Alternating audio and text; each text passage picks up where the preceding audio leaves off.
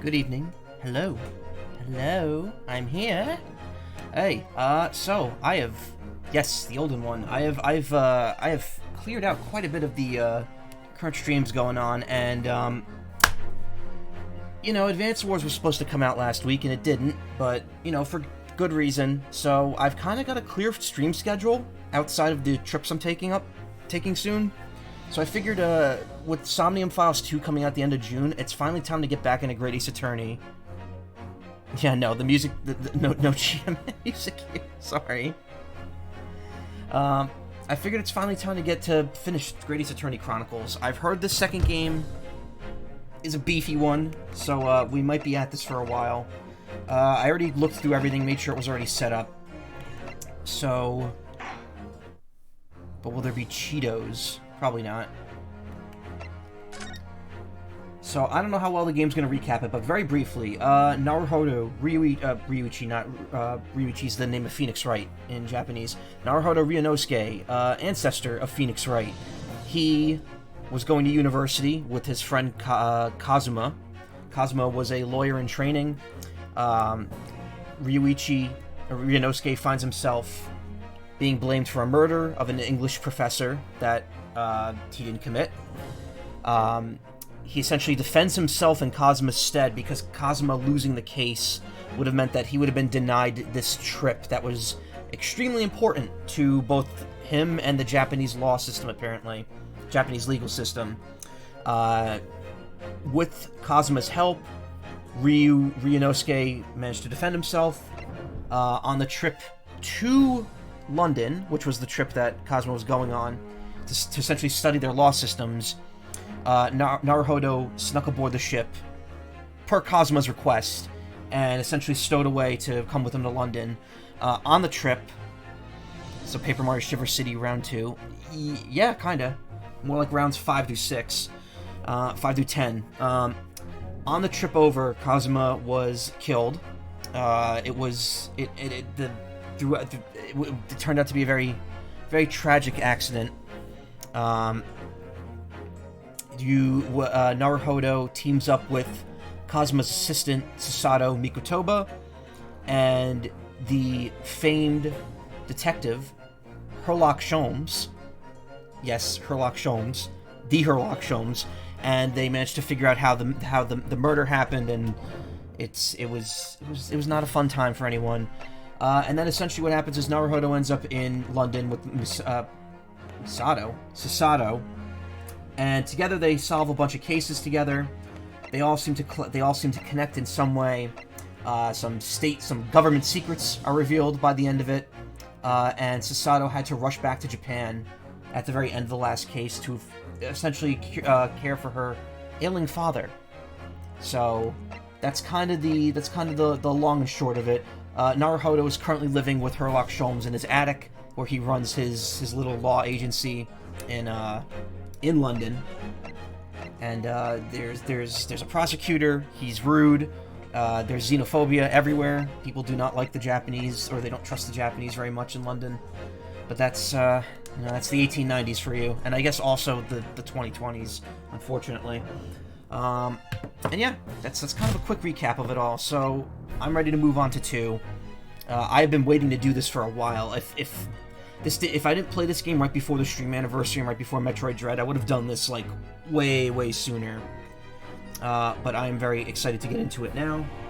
And yeah, let's get started. I'm gonna need plenty of water and juice to get through these.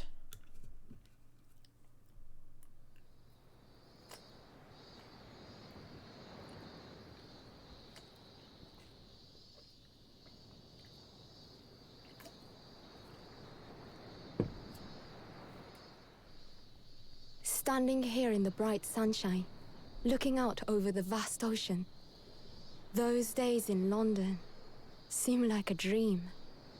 But I do miss my time in England's vast capital.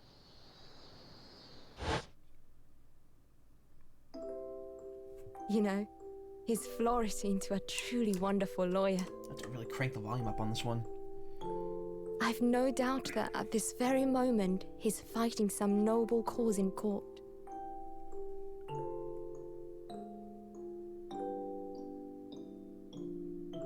Forgive me for taking so long to come to visit you. My life has been such a whirlwind since I returned. And no one could have predicted what has happened. Just 2 months after arriving home. I find myself faced with another awful crime.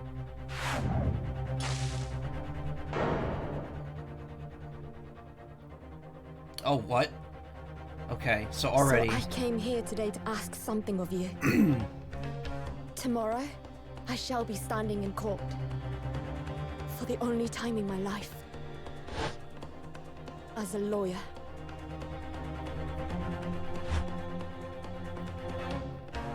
Her. Oh! So please, I ask for your guidance. Kazuma-sama. Okay.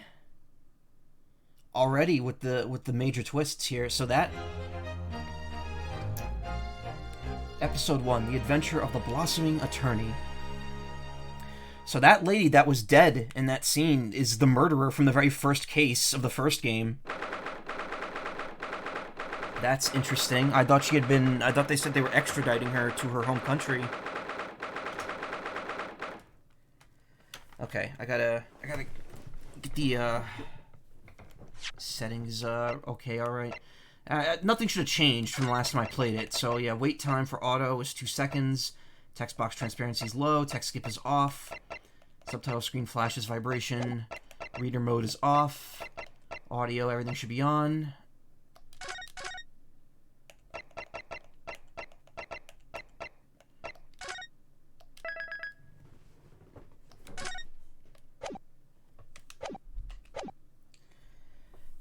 August, 8:26 a.m. Supreme Court of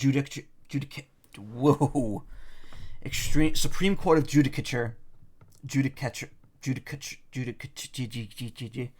Defendants Antechamber 3. Here I am again after 9 months. The Supreme Court of Judicature of Japan. I feel so nervous, but I must steel my nerves and find a way to compose myself. Ah, good, you're here. It doesn't do for a lawyer to be late. Oh, yes, good morning, sir. Hardly recognize you. You cut a fine figure, counsel. Also, yeah, this game uses, because it takes place in Japan and London, it uses British English, so some words will be spelled a little weird if you're from America, like recognize it's an S instead of a Z. But that's just how they do it overseas. You look white as a sheet, and those wide eyes aren't doing you any favors either. Oh dear. The truth is, I'm so incredibly nervous, I feel utterly nauseated. I almost wish that I'd never been born. Goodness, not the sort of thing a father hopes to hear from his daughter, I must say. Please no start the English language fight. I'm not starting a fight, I'm just pointing out that that's how the text is in this game. Also, like Mr., Mrs., and any sort of title doesn't have a period after it, because that's in Europe, that's just how they write it. Eugene Nicotoba, professor of medicine at the Imperial Yumei University. A man who, earlier in his life, traveled to Great Britain to study the latest advances in forensic medical science. And of course, my brilliant father. Excuse me. Be surprised how passionate some peeps get over spelling.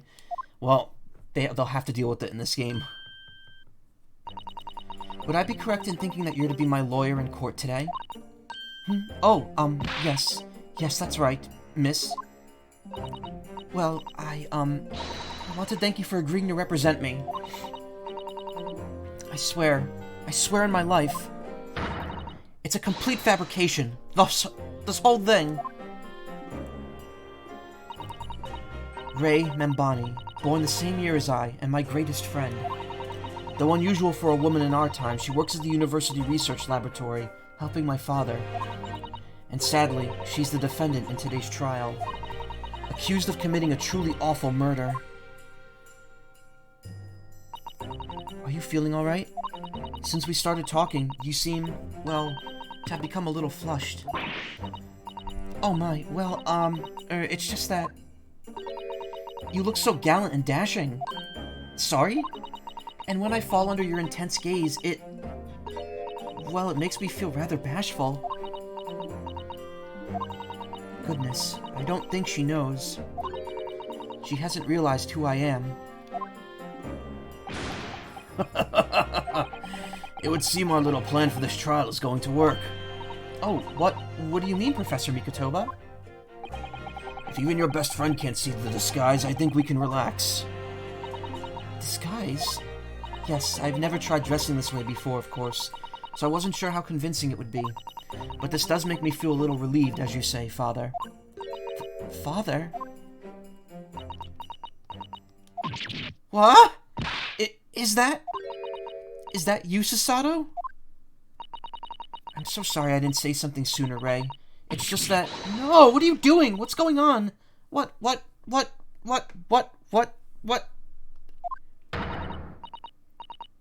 like, it's like, that was like Noelle choking Birdley. What? That varsity uniform, that varsity cap, that varsity cape, that varsity badge. Look at you. You look all for the world like a student of the Imperial Yume University. A male student. I'm so glad you think so. It means all my preparations have been worthwhile. I woke at 4 this morning to make a start. But I don't understand. Why are you dressed like that? Well, you see, it was the only way. The only way she'd be permitted into the Supreme Court to take on your defense in this trial. My defense? There's defense with a C.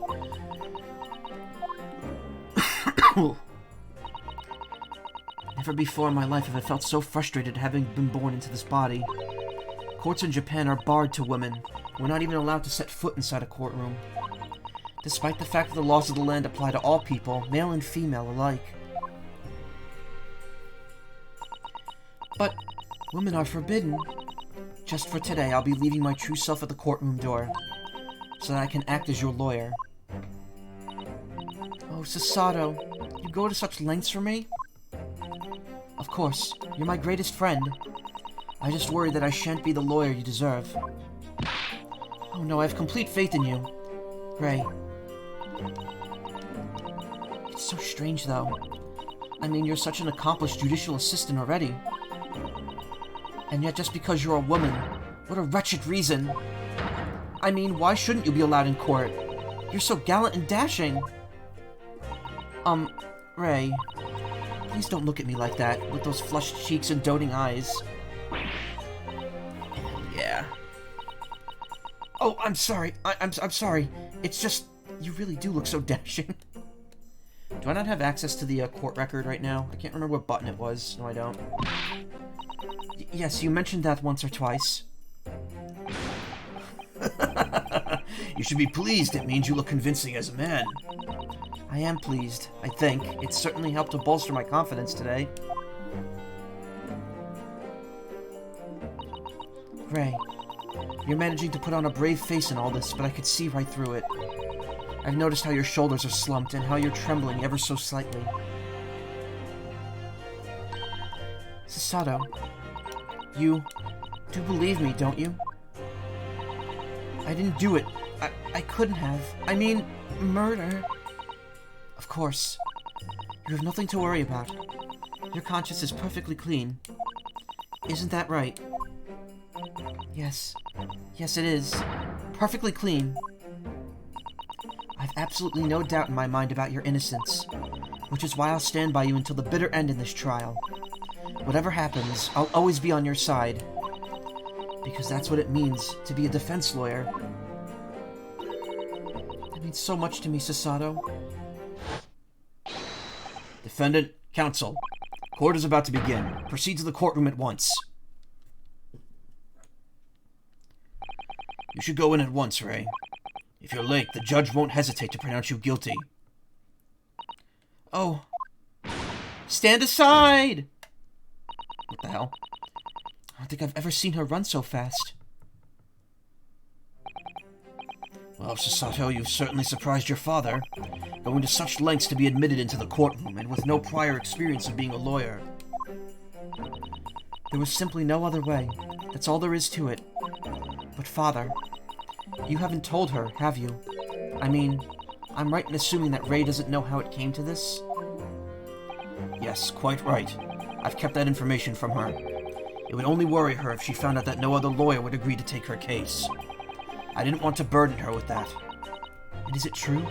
The reason why every other lawyer is refusing to take the case? It's really because of who the victim was? We should be making a move now, too. As you know, law isn't my field, but I'll do what I can to support my student. Thank you, Father.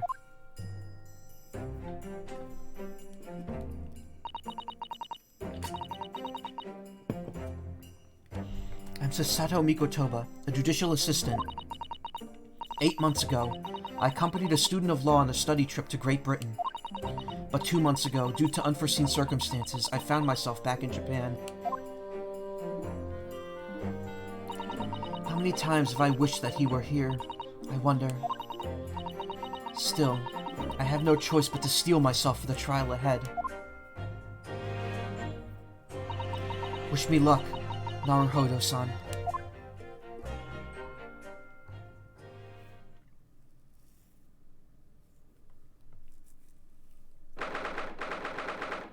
August, 9 a.m. Supreme Court of Judicature, Courtroom 1.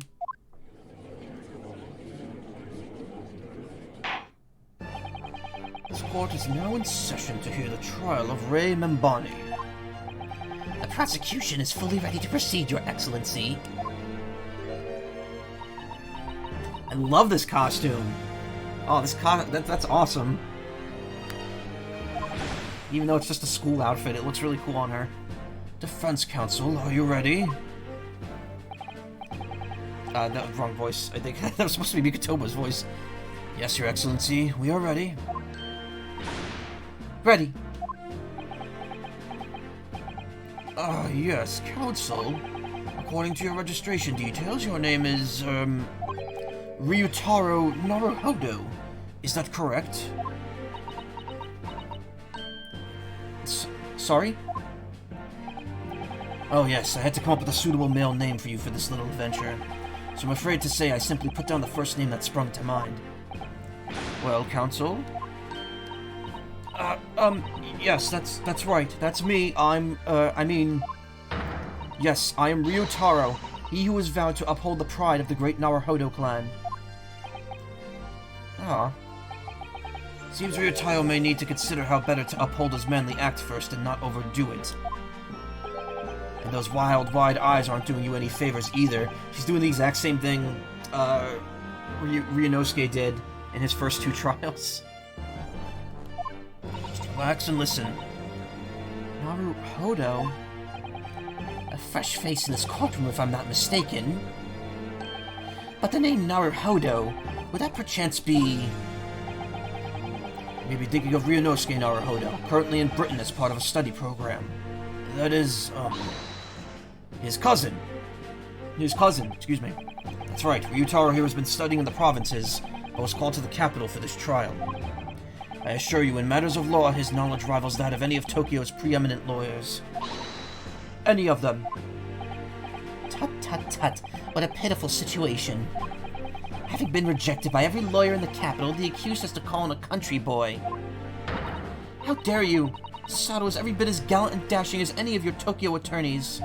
I won't have you making fun of her. Her? Oh, Please be careful, Ray. What an unrefined tomboy we have here. But I wonder, is your gallant and dashing lawyer up to the challenge of defending you? His wide, skittish eyes very much suggest that he is not. Oh, I'm so nervous. Now that I'm standing in his shoes, I'm starting to understand what Naruhodo-san goes through. Like it or not, eyes are... want to flit. The case to be heard on this day is a matter of great significance to our national interests. In fact, it would be reasonable to assume that the outcome of this trial may well affect the very future of our empire. Just like the trial 9 months ago. And yet for the proceedings of such importance, we have this unknown yokel by the dock? Dear me. Perhaps this would be an appropriate moment for me to assess the defense, to determine whether you are sufficiently competent to practice in this courtroom. 9 months ago, when a certain other Naruhodo stood where you're standing now, the same judge tested him as well. I don't know why his voice suddenly sounds a lot different, but I guess 9 months ago was a long time to think about this. And even though he was just a student at the time, not even of the law, he passed the test with flying colors. Come to think of it, 9 months ago was, hold on, March, February, 3, 4, 5, 6, 7, 8. It was July, so I played this 8 months ago. So one more, if I had played this one more month from now, it would have been 9 months from the start of that game.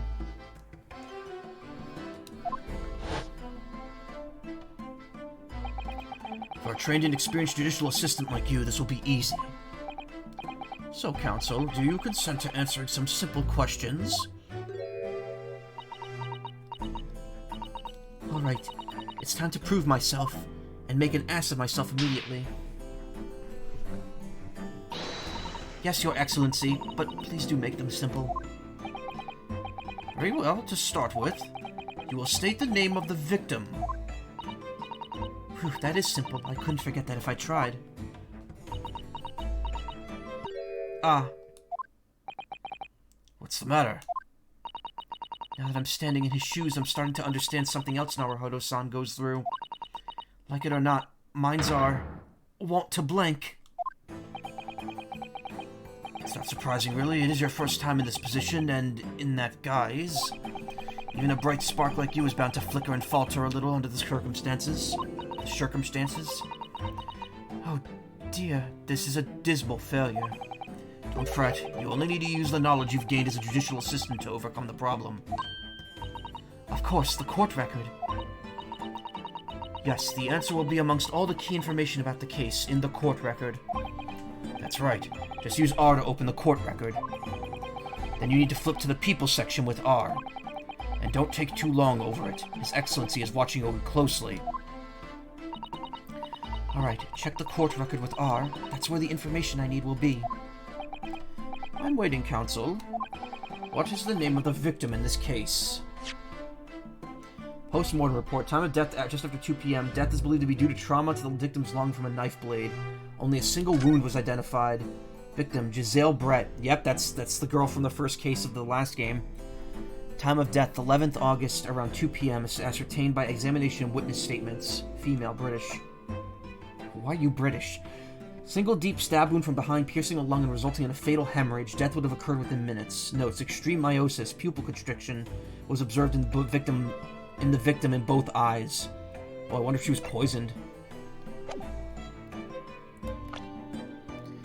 Eugene Nicotoba, 43, a medical school professor at the Imperial Yume University, is an authority in forensic medicine and in charge of the university's laboratory. Also happens to be my father. Ray Membani, my best friend who works as an assistant to my father in his laboratory at the Imperial Yume University. She's the defendant in this case. Giselle Brett, the victim of the case, was a former British exchange student. 9 months ago, she was found guilty of murdering the visiting professor, Dr. John Wilson. Random, but was that ice cream that terrible? It wasn't bad. It just tastes nothing like cannoli, and for that, I will hold that against Ben and Jerry. I don't know who made the decision, if it was Ben and or Jerry, but I'm holding it against them. Taketsuchi Aochi, the lead prosecutor in this case, who appears to be struggling to accept changes afoot as a result of these turbulent times in Japan, the Meiji era. This game takes place in the 1890s, during the Meiji era of Japan. The victim in this case is, yes, Prosecutor Taketsuchi Aochi. What? Why the sudden triumphant cry of yes? Are you threatening to kill me? Never had a cannoli. A good one is really good.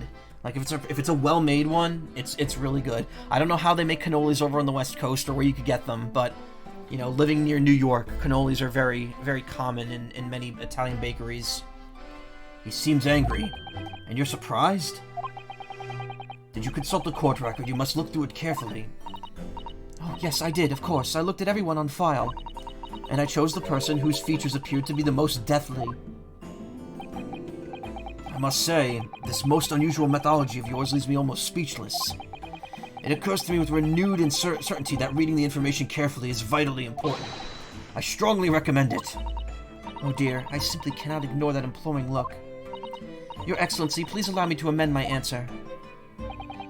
Very well, I will excuse this incorrect response given your wide-eyed state of panic.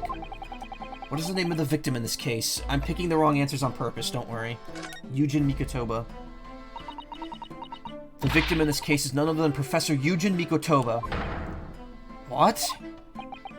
Well, to be written off by one's own child. Father, you seem suddenly so much older and wearier than you were mere moments ago. Because of you, clearly. The judge is asking for the victim's name, the person who was killed in this case. Look through the information on the court record again, carefully, before you kill me for mercy's sake. Oh dear, I simply can't... There we go. I simply can't ignore that disapproving look. I knew about that. I looked through the accolades. I'm like, what do I need to do to get them? And one is purposely named the wrong victim twice in the beginning of this case. I actually think that's the only thing I have to do that's out of the way.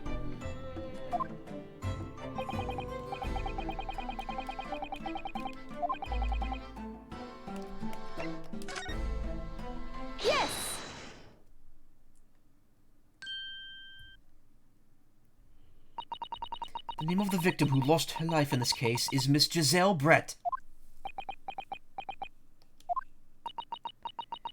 Giselle Brett. You have the courage to pick wrong answers. I couldn't do such a thing in any game. It doesn't feel right to you. Well, this game rewarded me for doing that. It gave me an accolade, an achievement. I mean, the thing is, picking the wrong answers in this game is definitely something that you'll do if you don't know the answer, so... A name that will never be forgotten in the courtrooms of our country, I'm sure. Correct. And being a member of our empire's judiciary, you will be well aware of the significance of that name. So, let me pose another simple question. As you know, Miss Brett was a visiting student from the Empire of Great Britain. Why, then, is her name indelibly associated with our own empire's judicial history? Obviously, you won't have forgotten that case from 9 months ago. But if it's proving hard to recall the finer points, everything you need is included in the court record. Obviously, I still remember. That was the start of everything. Giselle Brett, behind the woman's student persona, was the face of... Queen Victoria. Okay, I have to pick this. I'm very curious to see what this is. Queen Victoria, obviously.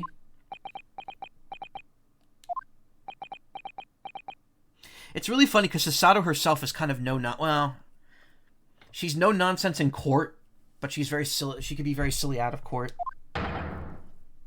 Obviously not. The Queen of England studying overseas? I thought it sounded a little odd. Leave me out of this. I'm sure you know all the details of the case in question from 9 months ago. Oh yes, how could I forget? I know every last detail about it. And what on earth was that absurd answer you just gave? No more absurdity, please, Counsel. You will amend your answer.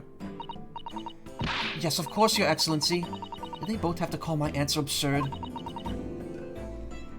Anyway, it's a killer. She killed Dr. Yes! John Wilson.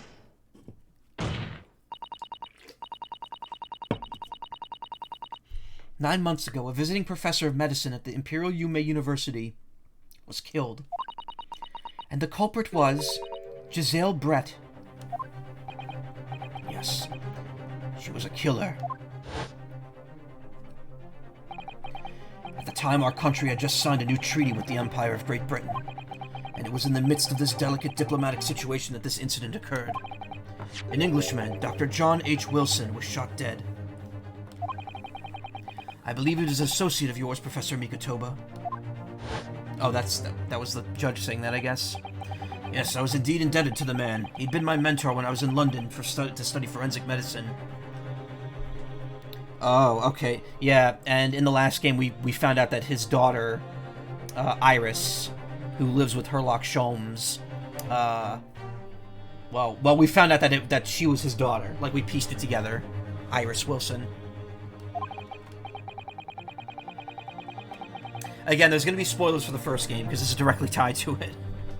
Indeed, it was I who invited him here to Japan as a visiting professor at the university. Naturally, the murder of an Englishman on our soil was the matter of government wished to resolve quickly.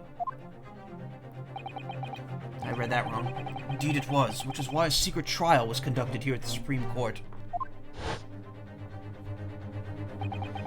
A student of the Imperial Yume University was arrested on suspicion of murder. A second-year English language student by the name of Ryunosuke Naruhodo. With the help of his best friend, a student lawyer, the accused conducted his own defense. Also, he knows that he wasn't a lawyer now. And exposed a despicable crime committed by Miss Giselle Brett. I'm gonna miss her shut-up bubble. That was really fun. Miss Brett eventually admitted to her crime. However, when questioned about the motive that drove her to take Dr. Wilson's life, she gave no satisfactory answer before the trial reached its conclusion. Immediately after the trial, the British government brought its consular jurisdiction into play. We were unable to sentence Miss Brett according to our empire's laws. It was decided that she would be removed to Shanghai, China, instead. Why Shanghai? There's a British consular there. Consular court there, excuse me. Correct. I oversaw the negotiations personally. The date of her transfer to Shanghai was finally settled upon only last week. All that remained of our empire's obligations was to see the woman safely on board a steamship. Oh, okay, so she never left. And yet, the very day before her departure, the Englishwoman was killed. Is this game historically accurate or not at all? I mean, the story of this game is made up, but the time period it takes place and certain historical aspects of it are indeed true.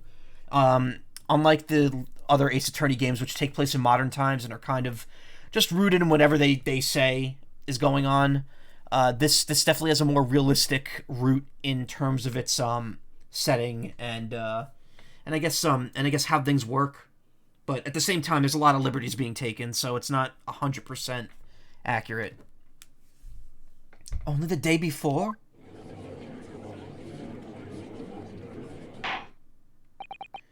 That will do. I'm satisfied with that. The counsel for the defense is sufficiently capable of representing the defendant. Oh.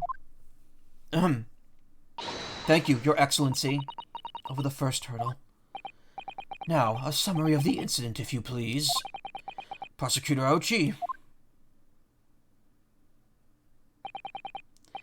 As is your wish, Your Excellency.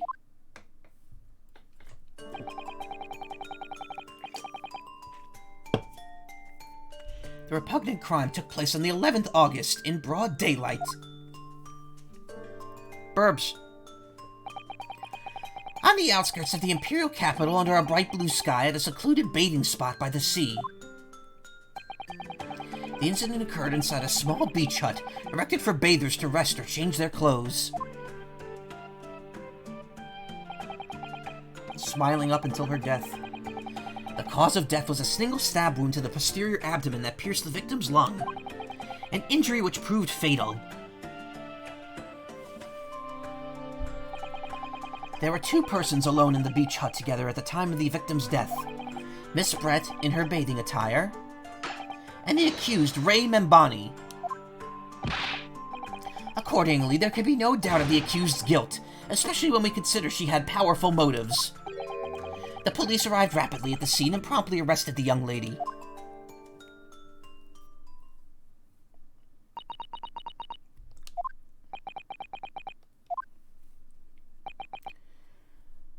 Well, that extraordinary description of the events leaves me somewhat lost for words, I must say.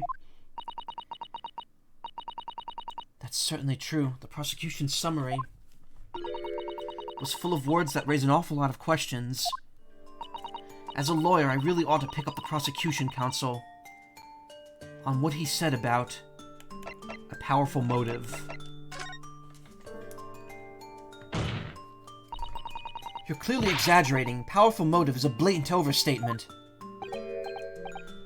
Tut-tut, is the yokel boy using long words he doesn't fully understand? I beg your pardon? No matter, let us put this to the accused, shall we? Membani-san, you are a research assistant at the Imperial Yume University, I believe? Yes, I am. I'm working with Professor I'm working with Professor Nicotoba in his laboratory at the moment. I can confirm that. The defendant is an excellent assistant with a strong sense of responsibility. Fascinating to hear. Now, another question. Prior to your work with Professor Nicotoba, whose research were you assisting then? Oh, I was studying under Dr. John H. Wilson. Dr. Wilson? The visiting English professor who was murdered by Miss Brett 9 months ago.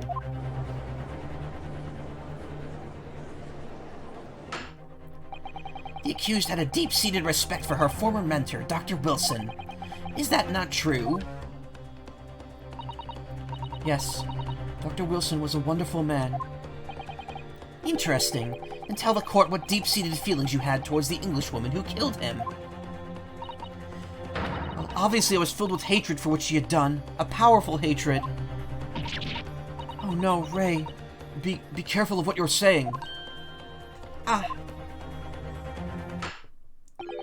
The motive was revenge. Plain and simple, Your Excellency. Well, it was clearly a trap all along.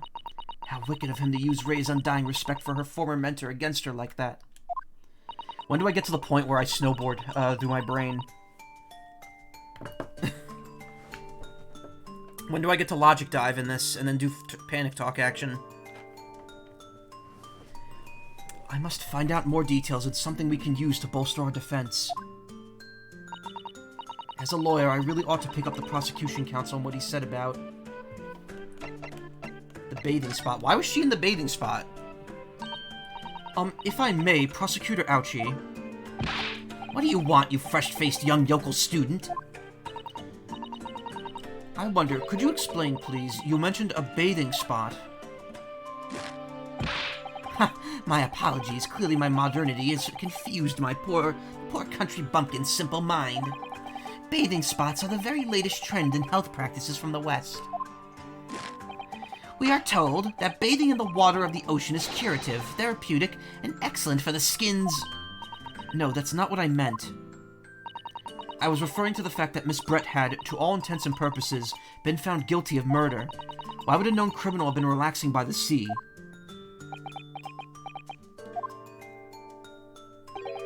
For old time's sake, I believe. Sorry? Miss Brett was to depart for Shanghai the following day. Her final wish, as it were to enjoy a day at the country's wonderful coast.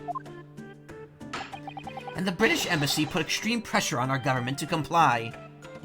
This is kind of hitting a tiny bit close, because, yeah, might have to be called to sin for something insurance-related from an accident ages ago. Ugh. Well, don't worry, I'm sure it's nothing, it's not going to be anything like this.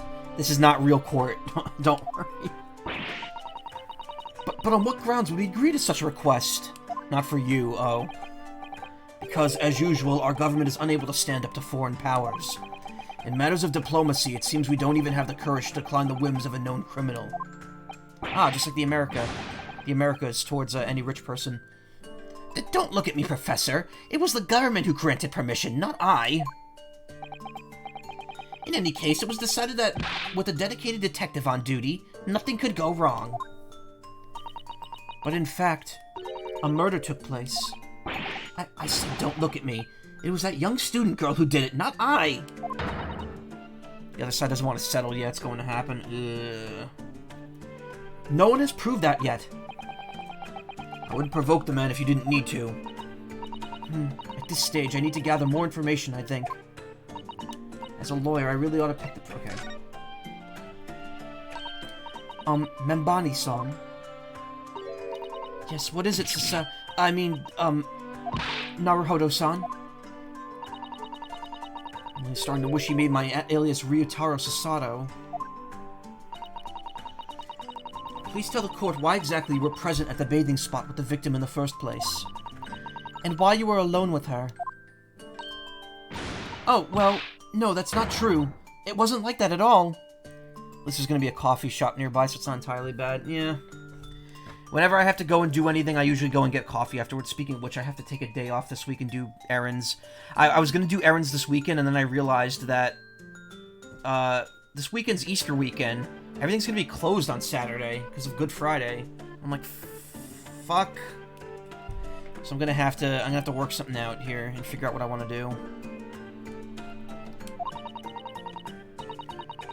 There were other people present. A detective who was guarding Miss Brett, for starters. I was just asked to accompany Miss Brett as a companion, that's all. Eat ham for Easter? Now we're gonna probably do macaroni and meat with sauce. But let us be clear. At the moment of her death, you were alone together with the victim in the hut.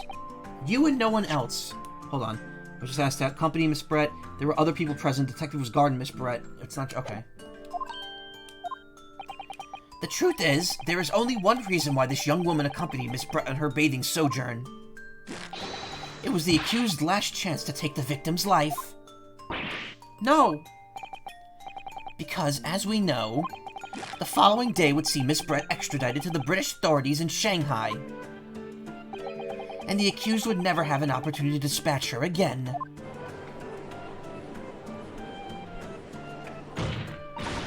Kindly refrain from conjecture, counsel.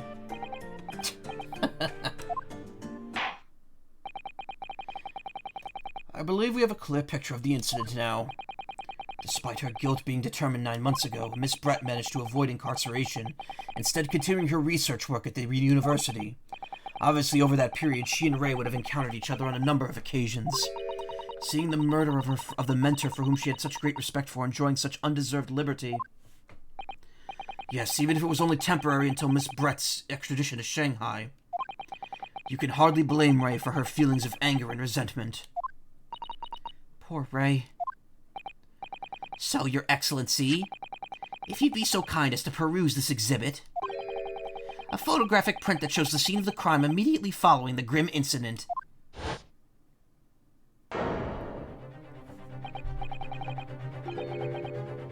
Yes, thank you, Counsel. A tragic image.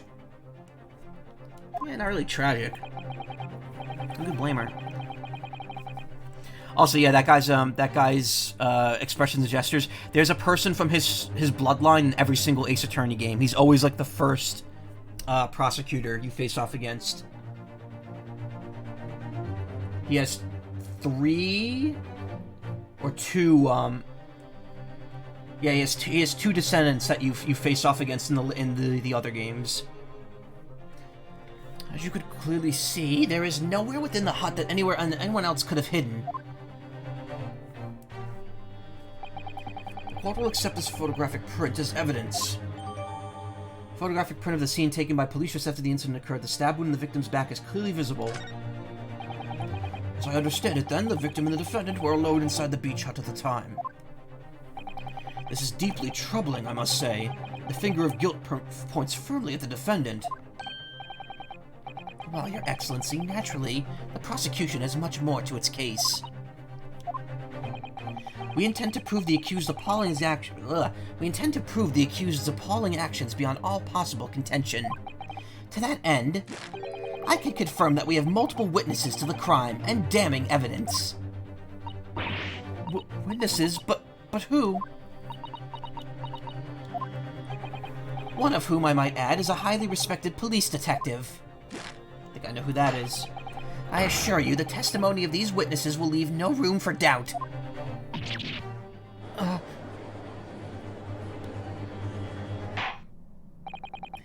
Very well then, Counsel. Bring forth your witnesses. I, Takatsuchi Ouchi, have been waiting for this moment. Sorry? Oh yes, I haven't forgotten. That trial 9 months ago here in this very courthouse. When that irreverent little student boy utterly humiliated me. Oh, I didn't realize his hair was different. Ah, Ryunosuke Naruhodo! Well, yes? This insult to the Ouchi family name will never be forgotten. You've become conceited with age, Counsel. The olds have to stand aside and make way for the new. It's the way of the world. May you never forget that.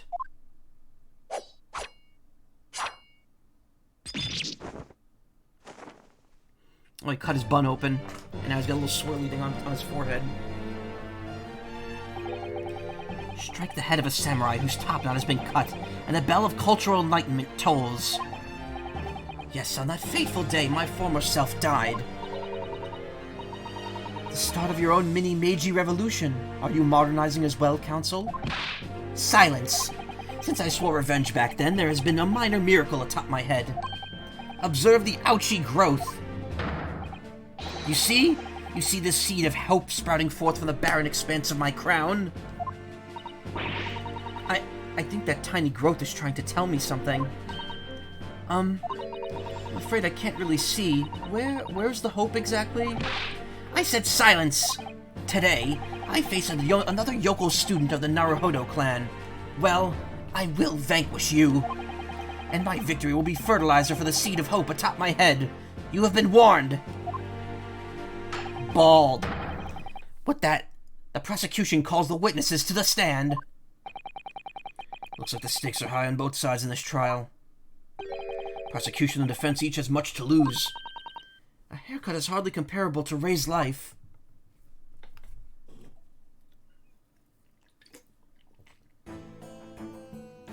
There. Oh no. Ango. I was expecting the detective. I wasn't expecting Ango Natsumi from the third case of the first game. Why is he here? I thought he was in... Oh, I guess he left Japan. He left Britain as well. Witnesses, please state your name and occupations for the court. Chief Inspector Satoru Hosanaga, Imperial Police Bureau. I'm in disguise, obviously, so I could go undetected. Can't remember the voice I gave him. And I am... Oh, it's not Ango. What is Ango Natsumi from? This is Soseki Natsume. Fuck. Now I have to look that up.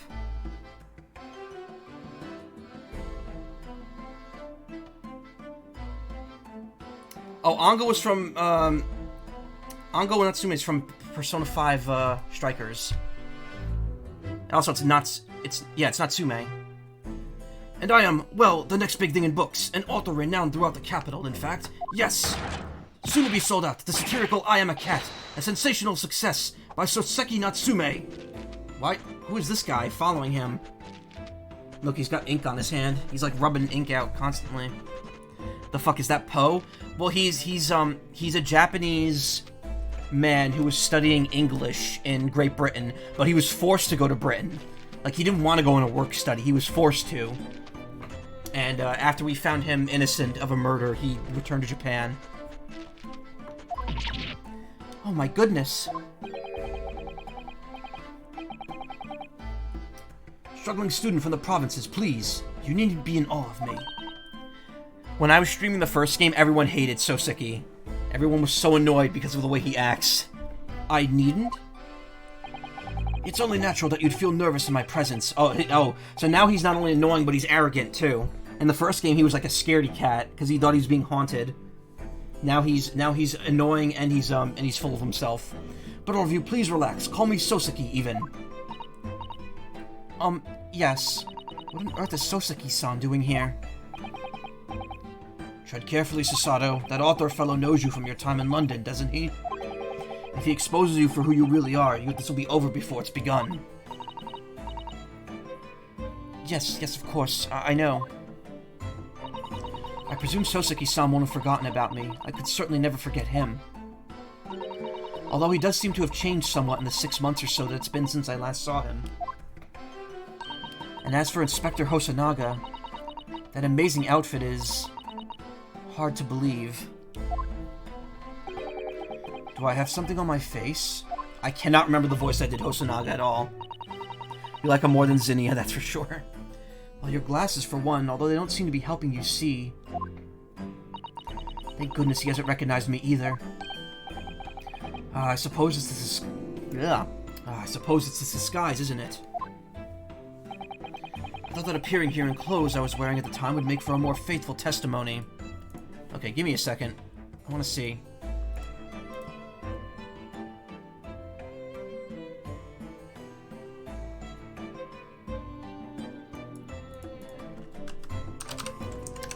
gonna pull it up.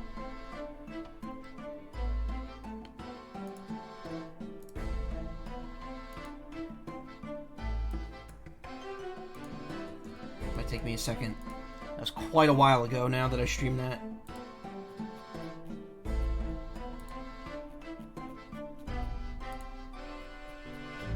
I'm getting close to like 1,000 videos on my YouTube channel, on my stream archive. Alright, let me see if I could pinpoint a moment where Hosanaga shows up.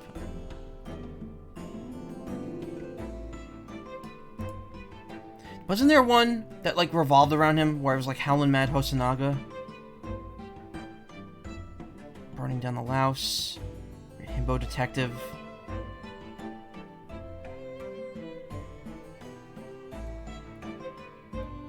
Oh no, that was Persona 5 Strikers. That was me talking about the detective in that game.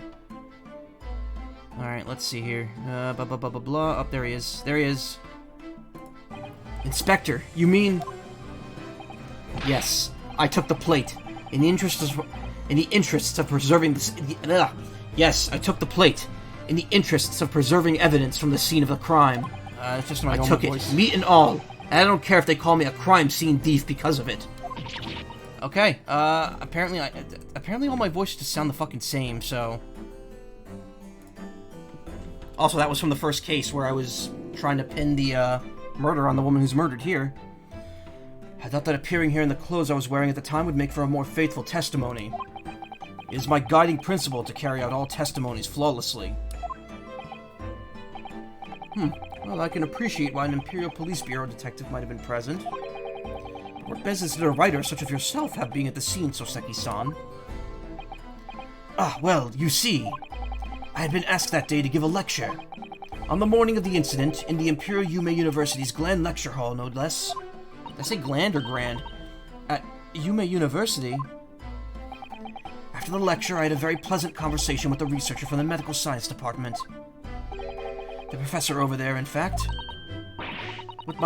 With Professor Nicotoba? Yes, that's right. It was arranged by one of the newspapers. They wanted some story or other about two former students who'd studied in Great Britain. Of course, being a renowned author, the press never leave me alone. They secretly spy, snapshot, scribble stories, and scupper my privacy. As you could see, the conversation was written up in this newspaper here. Read it at your leisure, my provincial, struggling student friend. I have plenty of copies. Thank you very much. Practically threw that paper at me. Soseki Natsume article has been entered into the court record. A newspaper containing an article about discussion between my father and Soseki-san. The debate became quite spirited. Anyway, following my interview with the professor, the lady in question appeared and made a very unexpected announcement. I should like to go with everyone to see your country's coast. Those were her words. Why'd I read it in, like, her voice? As I explained before, Miss Brett was never taken into custody. She continued to work in my laboratory, under strict surveillance, of course. At which utterance, the university immediately contacted the government to seek guidance. And the response was, permit Miss Brett to go as long as a detective accompanies her. That detective I am at liberty to divulge was me, Chief Inspector Satoru Hosanaga. Thereby, the entire party departed cordially for the seaside, it seems. It was extremely challenging to clear all other members from the public from the vicinity of the beach. But fortunately, I'm at peak physical fitness at the moment, so... I was able to carry out my duty flawlessly. Yeah, you don't look like you're at peak physical fitness. Oh my, Inspector, you... Well, you do have something on your face now. How unsightly. I do apologize. Does that mean you went to the beach too, Father? No. Fortunately, I'd work to finish off. But unfortunately, of course, it meant that as my assistant, Ray was invited to take my place. Of course, being a renowned author, I didn't like to decline the invitation. But if only I had, I'd never have seen that awful sight! Urgh, relentlessly racked by remorse and regret!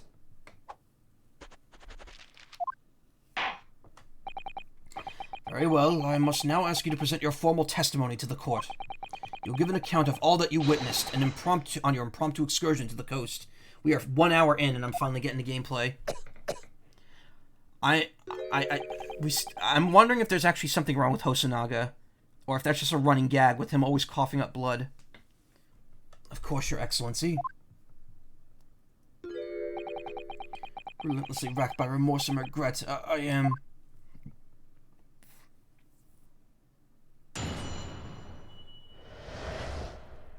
The witnessed scene. Before I do that. So yeah, the magnifying glass. This game's a little, like, not super helpful. It doesn't really point out any details you can't already see. Pen. Pineapple, apple pen.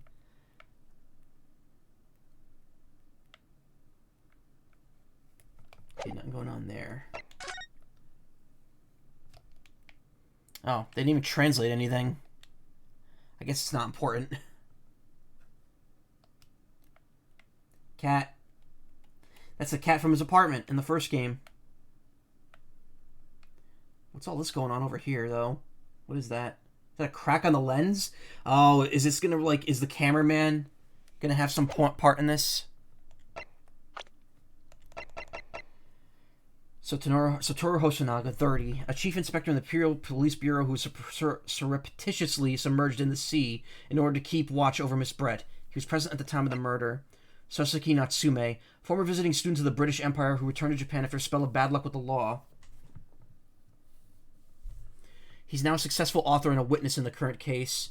Actually, it's very funny. I guess Natsume must have the name Natsume must have some link to authors in Japan. Because Soseki and Ango Natsume were both authors. On the day of the incident, I was ordered on a special surveillance assignment in this disguise. I just managed to catch that crab when I suddenly heard a caterwaul from behind me. I ran to the beach hut at once, where I found the pair in question. Yes, that young girl was astride with the Englishwoman, dagger in hand, as she stabbed wildly. I saw blood on the blade. It proved to me that she stabbed the victim multiple times.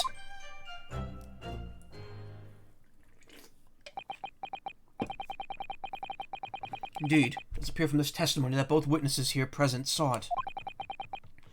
The very moment of this heinous crime. What? Now, if you will recall, I promised evidence as well. What phrase did I use again? Ah, yes, that was it. Damning evidence. What have you there, Counsel? A so-called fountain pen, is it? Correct, Your Excellency. I found it at the scene whilst examining the body.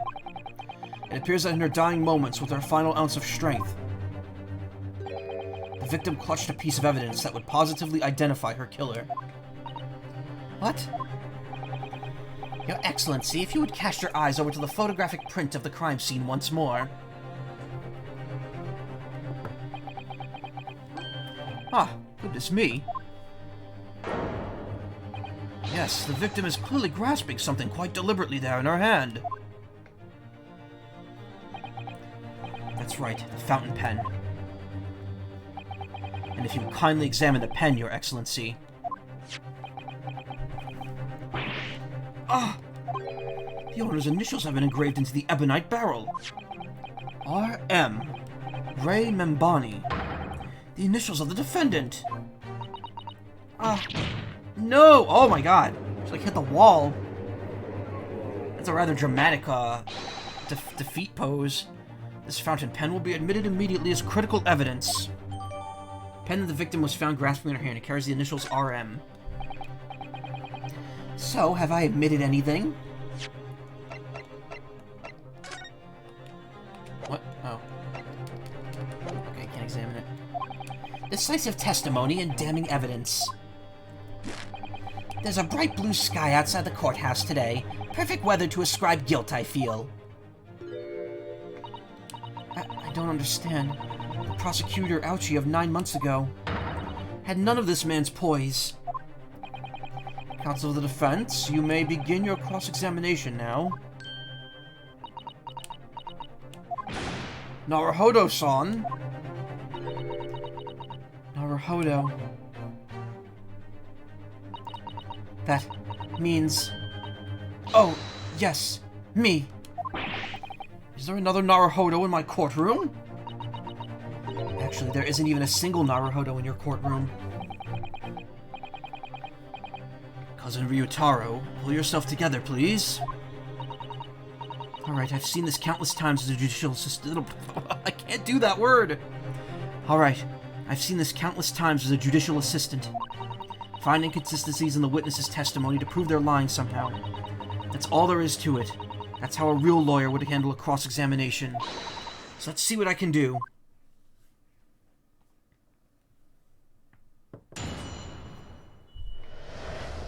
The witness scene.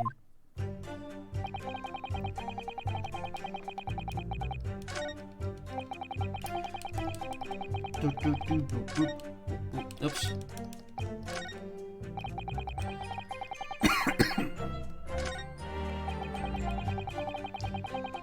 Dagger in hand as she stabbed wildly. Saw blood on the blade. It proved to me that she stabbed the victim multiple times. So that's already wrong. We know that's wrong. Oh no, I just have so many thoughts going around in my head. It's all I could do to stand here, wide-eyed and mute. Goodness, my dear, you really must try to calm down. But how am I supposed to find an inconsistency in what these two gentlemen are saying? I don't see why either of them would have any reason to lie. What you must remember, I think, is that witnesses may inadvertently lie at times. For various reasons, a misunderstanding, a mistaken observation, a delusion, even... a delusion. What's important is that we determine the truth, and there's only one way a sure way to do that. Yes, with evidence, of course. Spoken like a true judicial assistant. During witness testimony, you can use R to pick a piece of evidence to present for consideration. So you need to listen carefully to each statement and compare what's said to the details in the court record. If you find some conflicting information, that may be the inconsistency you're looking for. Yes, it's all about inconsistencies.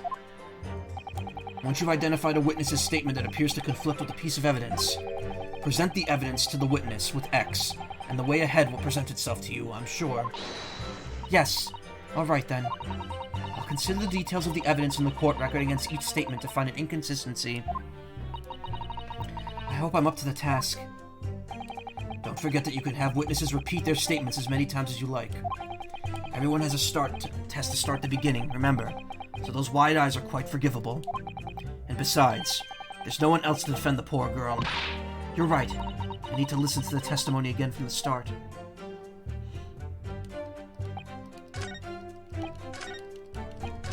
So there's pressing too, but we'll get to that later. Stab the victim multiple times. Single deep stab wound from behind, piercing a lung and resulting in a fatal hemorrhage. Objection!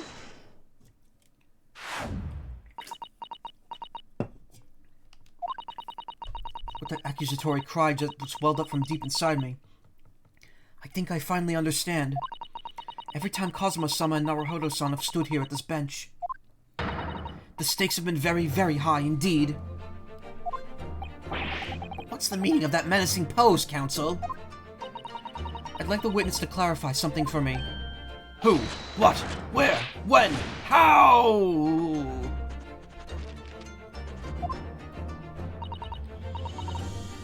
Not you, Soseki-san. This query is directed at Inspector Hosanaga. At me? In your statement just now, you said that the victim was stabbed multiple times. Yes, that's right. As I said, when I entered the hut, the Pizza Hut, the defendant was already standing over the victim, bloody knife in hand, like a murderous demon. Well, and yet that cannot be. What? Get to the point, please, counsel.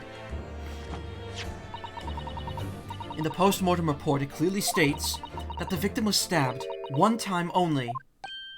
Ah! In other words, Inspector Hosanaga's testimony is clearly flawed. Ah! And Soseki-san. Me? You claim to have seen Mambani-san in the throes of stabbing the victim. Yes, I did. Wildly. But both of you and the inspector confirmed the same point, that there's already blood on the knife that you saw the defendant holding. Yes, and... It's quite simple. We know that the murder weapon was used to stab the victim only once. Therefore, there's no way there could have been blood on the knife if that single stabbing hadn't already occurred. Ah, true! And what exactly is your contention, Counsel? Are you ever going to tell us? Yes, Your Excellency. There's only one logical conclusion. What Soseki-san in fact saw was not the moment that the defendant stabbed the victim at all, but the moment that the defendant in fact withdrew the blade from the victim's body. Justice! Hey, Icy, how you doing? I can go for something spicy right now. Icy jalapeno. Spicy icy. That can't be! Excellent work, Sasato. You exploded at them with that objection, and then proceeded to pull them apart systematically. Objection! Well, this takes me back. Yes, I seem to remember your cousin staged a scene much like this in that trial 9 months ago. A half-witted child with a half-baked objection, attempting to steal the show. You're right, there were certainly similarities. Except that this so-called half-witted child managed to outwit the prosecution, who was only half a head of hair. Slander! My head is quite adequately dressed. In any case, all this talk of stabbing and withdrawing and multiple wounds, it makes not a jot of difference. What? Why not? Engage your brain, young man. When the accused first plunged the deadly weapon into the victim, that was the fatal blow. And it was that moment, just as she had withdrawn the blade ready for her next strike, that the witnesses saw. The knife was already tainted with blood because the accused had already stabbed the victim. All you have successfully shown with your little display, what autosaved, is that the mustached author is prone to moments of extravagance.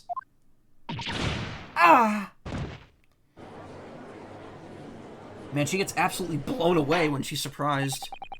I'm in agreement with the prosecution. If the defendant was seen wielding the blade at all, that is sufficient grounds for her actions to be viewed with suspicion. But if she was withdrawing the blade, then we're back to where we started. Sorry? Consider this, young yokel boy. If the student girl is as innocent as you claim, then why would she have pulled the blade from the victim, and with a demon's cold-blooded composure, too? The prosecution demands an explanation, and it had better been good. Better be good, excuse me. Why did Ray pull out the knife? Yes, going for the jugular. What does Father mean by that? Let the court hear your answer then, Counsel. The truth is, I don't really know. But I have to come up with a plausible reason here, or we won't have a case. Don't have a case. The reason why the defendant pulled the knife blade out of the victim's body was surely so she could stab her again, save her life, hide the knife. I mean, it's the only positive one. According to the post-mortem report, the victim's death was not instant. That's correct. It's thought she would have remained conscious for a short while after sustaining the injury. Indeed, giving her the time to take hold of this piece of evidence that clearly indicates her killer. The point is, being a medical research assistant, Membani-san was compelled to act when faced with the wounded victim. Instinctively, she pulled the blade out in an attempt to save Miss Brett's life.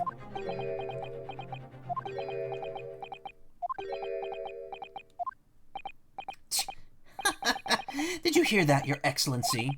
It would seem that this is the best we can expect of this young yokel. Indeed. Is it just me, or does it suddenly feel much colder in here? Your Excellency, if I may. Speak, witness. I would like another opportunity to testify. In respect to the slipshod assertion just put forward by the yokel defense counsel, I mean. Slipshod? An excellent idea, Inspector. Our young yokel hopeful has a modicum of knowledge when it comes to the law, it seems. But in matters of medicine, he appears to possess not one iota of common sense. Very well, Inspector. I will permit your request. You will testify again before the court on the subject of the defense counsel's assertion. Every time I see the word assertion, I keep saying assertion. Yes, sir. I will do so flawlessly.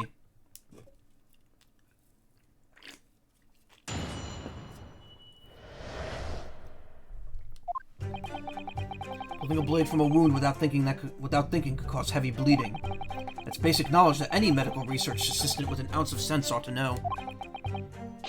In other words, there's no good reason why the defendant would have tried to pull the knife from the victim. Let's not forget that the young student did have a motive for killing the victim.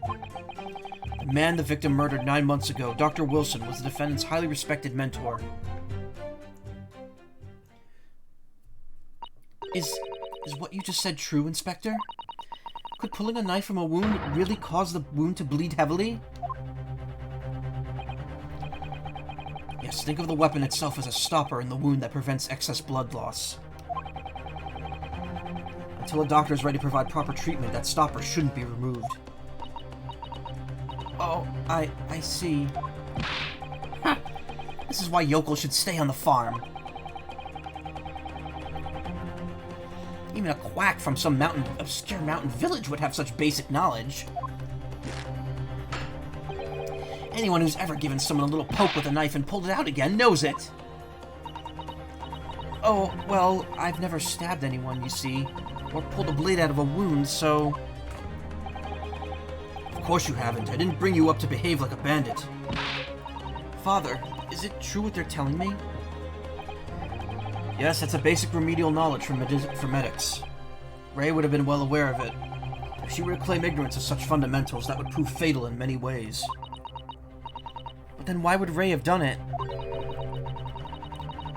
Could she have pulled that... Oops, I just hit a button by accident. Did I fuck anything up? No, I didn't. Okay. Could she have pulled out that knife in full knowledge that would be fatal for Miss Brett? I don't know. Ray never once mentioned anything about the knife to me. It seems almost impossible to believe, but... Could my friend actually have... Sasato. Yes? Pull yourself together. We mustn't lose sight of why we're here. Counsel, it's time for your cross-examination. Oh, yes, Your Excellency. However, I must warn you that if your cross-examination fails to identify any issue with the established facts, I'll be moving to my adjudication immediately afterwards. I understand. Believing in your clients and fighting for their cause until the bitter end. I knew it would be hard, but I had no idea it would be this hard. Believe in yourself and your friends. Heavy bleeding, okay. That's basic knowledge that any medical research assistant with an ounce of sense ought to know, yep. In other words, there's no good reason why the defendant would have tried to pull the knife from the victim. Let's not forget that the young student did have a motive for killing the victim. The man the victim murdered 9 months ago, Dr. Wilson, was the defendant's highly respected mentor. This is hopeless. I can't find a single crack in his testimony anywhere. If Ray knew with withdrawing that knife the wound would threaten Miss Brett's life further, I just can't think of any way to explain why she did it. Sasato, it's at times like these when it's especially important to remember the fundamentals. Fundamentals? Evidence is what counts in the courtroom, isn't it? Of course, but I've been through the court record dozens of times already. I think perhaps you're forgetting something, though. You didn't take the evidence at face value. You can and must examine it in greater detail, too. I realize this is your first time playing the role of a lawyer in the courtroom. So if you need reminding of the rudiments, you need only ask. I'll do my very best to help. Examine the evidence in the court record. It's an idea, certainly. What should I do? Yes, Father. Spartan guidance is what I need. I think that might be overdoing it slightly, but... Very well, so open the court record first of all with R. Now, let's take a look at the fountain pen, which was submitted as evidence most recently. Simply press A to examine it further. Oh, I couldn't do that before. That's all there is to it. Yes, the initials RM. They are clearly engraved on the barrel. By using you can look at the piece of evidence from all angles. You should have a good look at everything to make sure you haven't missed any clues. Yes, I will. I just need to rotate the pen. Why are they doing it so roundabout to say with the right stick or with R? And then have all the arrows on it at once. Arrows? Whoa. Me, what are you doing? Also, is my sound quality okay? I'm just checking because I have something new on my microphone.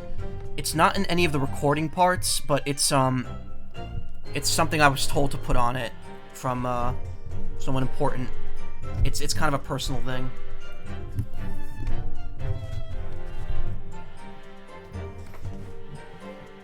Sounds fine? Okay. I just want to make sure it's not interfering with the pickup. It's just a small piece of paper with a thing tied around it. Watch for anything out of the ordinary, then. That's out of the ordinary.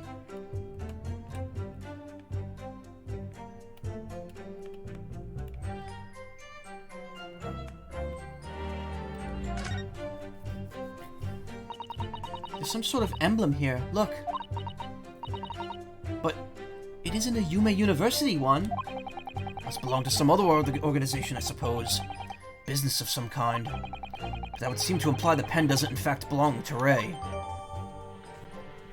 Fountain pen initials as well as some sort of emblem of some description. Okay.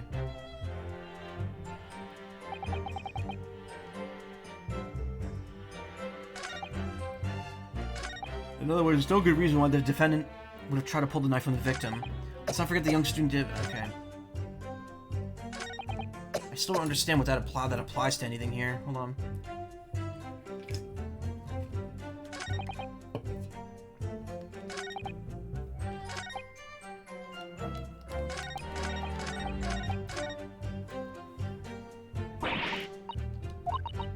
Okay, there's nothing new.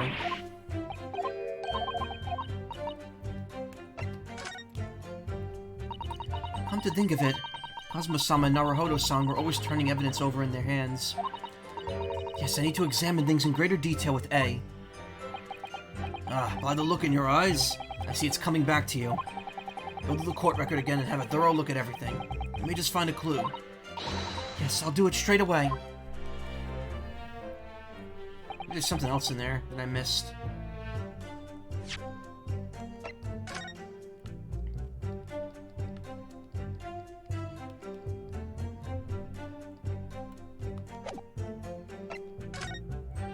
Oh, look! I can examine this now. Raptless England returnees tell all. This is the interview with you and Soseki-san, is it, father? Looks as though it was quite an exchange. Yes, he became a little over-animated when he was talking about his time in England. The photographer managed to capture the moment his hand karate chopped me on the neck. I do hope you weren't hurt. Zoop! What do we got in the back here? This is the newspaper from Soseki-san. There seems to be an important article on the back page as well. Exclusive, deadly poison stolen from Yume Medical Research Laboratory. This is giving me shades of a very specific case from the Ace Attorney trilogy. From Yume's Medical Research. Father, isn't that your lab? What the? Let me see that. The poison's been stolen. It's this morning's paper that Soseki-san gave us. Are you saying you didn't know? As embarrassing as it is for the head of the laboratory, I didn't. I've not heard any such thing. Where on earth could the reporter have gleaned this information? Come to think of it, there was no article mentioning this story in our paper this morning, was there? It's a highly toxic poison we've been working on in the strictest confidence. I put Ray in charge of the project. Ray, she was managing it? If what's written here is true, it means that she tried to hide the theft from me.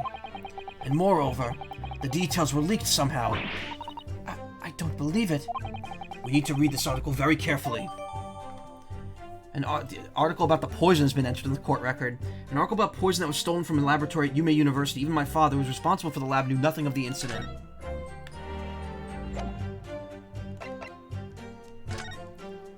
exclusive deadly poison stolen from Yume Medical Research Lab. Following a lecture at Yume by Soseki Natsume on the 11th of August, it's come to light that a very disturbing incident took place. A deadly poison being secretly developed in the university's forensic science lab was stolen. Even the smallest amount entering the body, either via the mouth or via a wound from a poison-laced blade, would prove fatal in minutes. Current methods cannot detect the newly developed chemical. The university would have to be consulted. Onset of symptoms occurs in minutes, starting with impaired breathing and ending with acute contraction of the pupils prior to death. I knew it! I knew she was poisoned. Such symptoms would be suggestive of this toxin. It's apparently an entirely new synthesis of alkaloids, and rumored to have been commissioned by the military. Why is the poison being developed? Deadly in tiny quantities.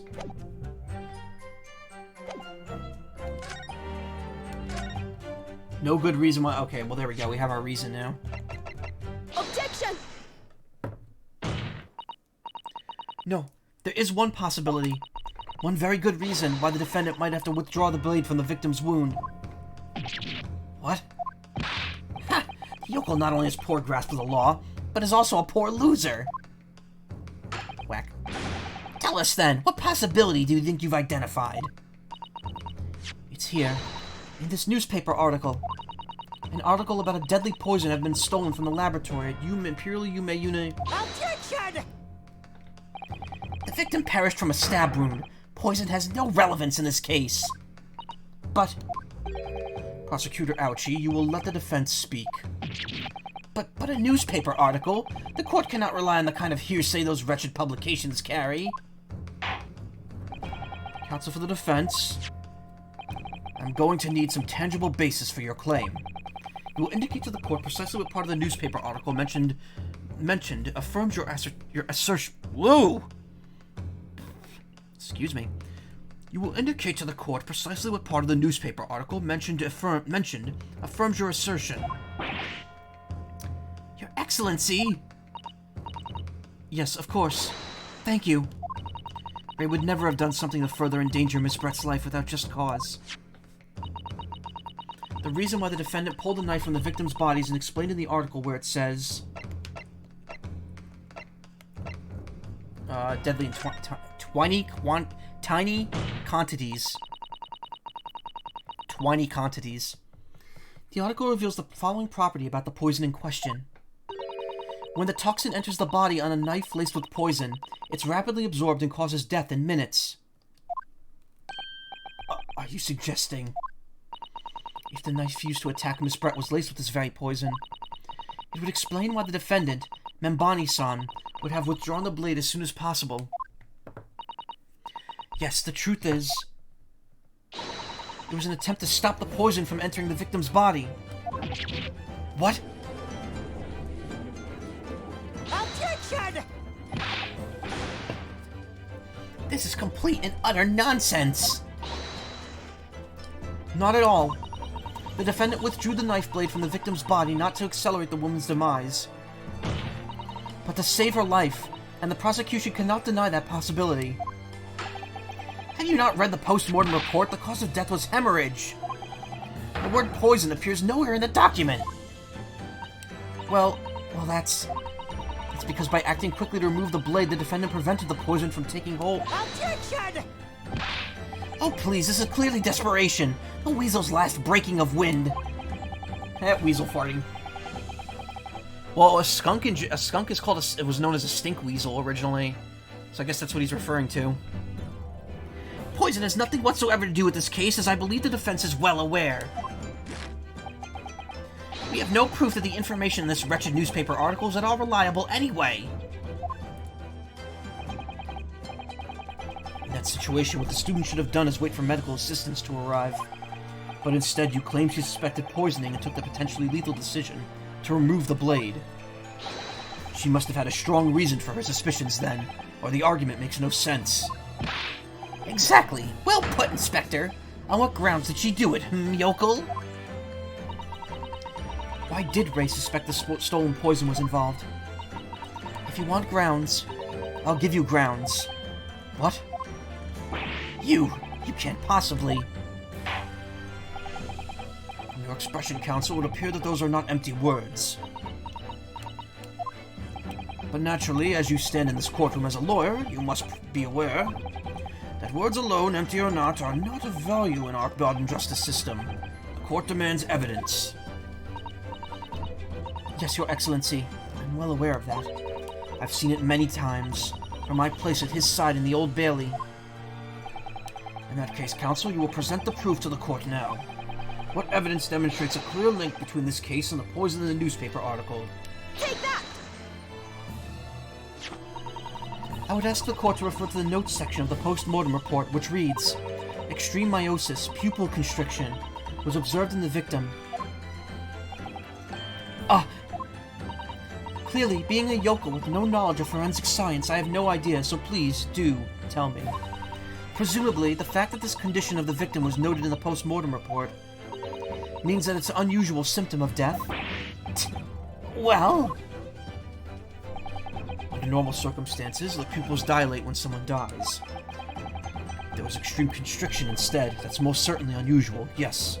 What are you doing, you yokel detective? In the newspaper article, there's the following information about the stolen poison. Onset of symptoms occurs in minutes, ending with acute contraction of the pupils prior to death. What? How do they know this, though? Who do they test this on?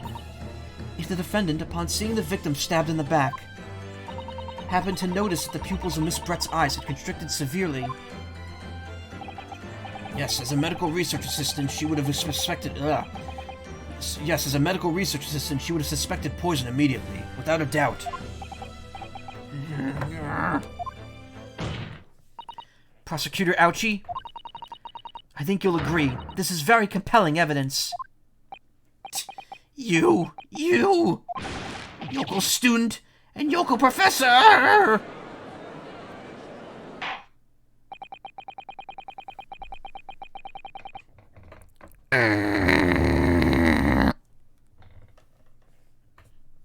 Sorry. I believe the defense has expertly demonstrated a credible reason for the defendant's claims. Actions. No! Eugene Nicotoba. Yes, Your Excellency. I believe you are best placed here to confirm or deny the veracity of the defense's counsel's arguments. You will tell the court about the details reported in this newspaper, please.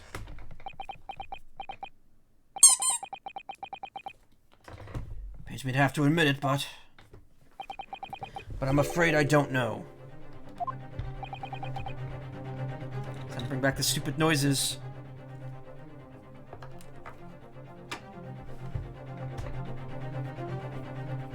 Going to McDonald's, you guys want anything?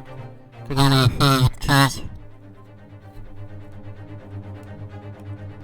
don't know. The toxin was kept under lock and key in my laboratory, certainly, but I was unaware of any theft. Do you mean to tell me that the reports of this theft are unfounded? No, Your Excellency. Without returning to the laboratory to investigate myself, I couldn't say. Ha! Listen to the bumbling academic. You want McChicken and nuggies, please?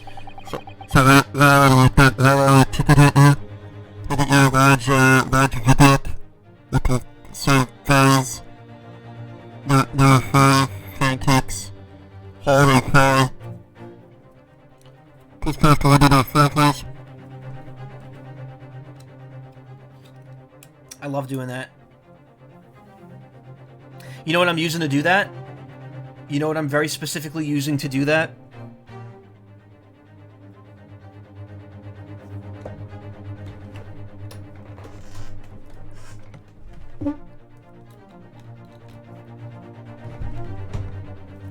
I'm using the Vine Sauce Kazoo that I got from Vinny way back in 2014 when we met up at Barcade. Unaware of the theft of secret state research. Yeah, it's the kazoo. It's not just any. Yep. It's the Vine Sauce Kazoo. That's the only kazoo I own. It's a very nice kazoo too. It's like a very hard plastic one. Like it's not meant to be disposable, like a party kazoo. Unaware of the theft of the secret state research from his own workplace until he reads of it in the newspaper. Quality. I mean, it's not the best. You could get metal kazoos. I know that. I take full responsibility for the incompetence of my supervision. Father, a pitiful situation for a university professor. Bitch. You should have more control over your students rather than allowing them off on a killing spree.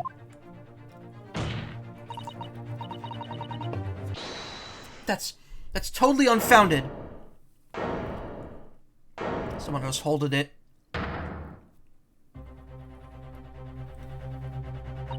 None of this is Professor Nicotoba's fault. It's all my fault. Ray. And Bonnie-san, you stand accused here.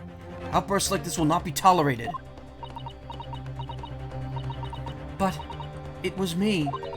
I was the one who noticed that the poison we were developing had been stolen that day.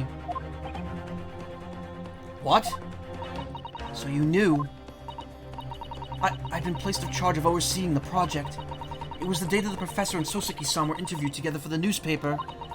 That's when I noticed that some of the poison was missing. Just a tiny amount it was. Why didn't you let me know immediately?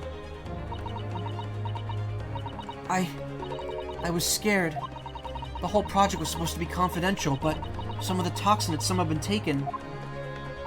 So, I decided I'd try to get it back before anyone else found out. Because I had a very good idea who the thief was. The thief? You don't mean... Yes, of course. It was that dainty Englishwoman. Miss Giselle Brett. That's why I decided to join the little group of people going to the seaside. Inside the beach hut, I confronted Miss Brett. But she just sat on a stool in the back of the hut, smiling sweetly at me as if she knew she was untouchable. I know it was you who stole the poison. Well now, whatever do you mean? And then, she suddenly got to her feet, before falling to her knees in front of me and then collapsing on the floor. That's when I saw the knife in her back. I couldn't understand what had just happened. And then, a moment later, I was seized with fear. The pupils of her eyes they'd shrunk to tiny pinpoints. It's funny because we never actually see her eyes. Her face is always obscured.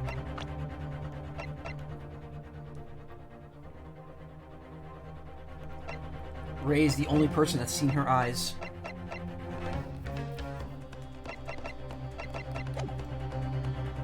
Actually, I want to see something here. Hold on. She was sitting on that stool. So, initially I thought maybe this might be a suicide so that she wasn't... Because she clearly had some reason for doing everything she's done. But, now looking at this photos, there's definitely some sort of gap back here in the hut. Someone could have been standing behind it and stabbed her from behind. That's what I'm going with right now.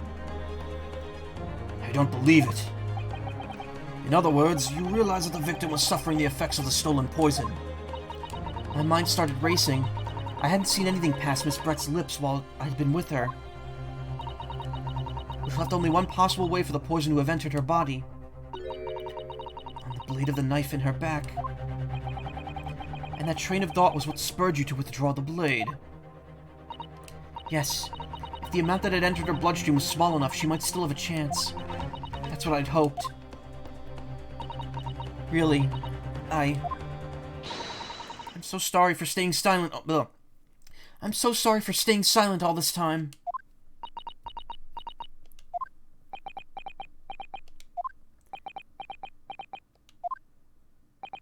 Your attempt to hide the truth of what happened is not something that can be overlooked. However, I have duly noted the courage with which you have confessed in the end. Thank you, Your Excellency. It's barely perceptible, but I do think the balance has shifted a little here, in this courtroom now. Objection! Your Excellency, do not be deceived. The victim was just collapsed before your eyes, you say?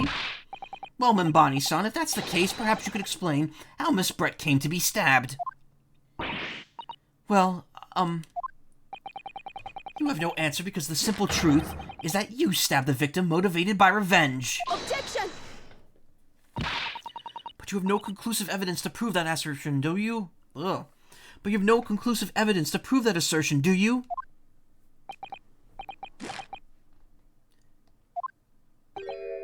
No, I have evidence, and it is very much conclusive.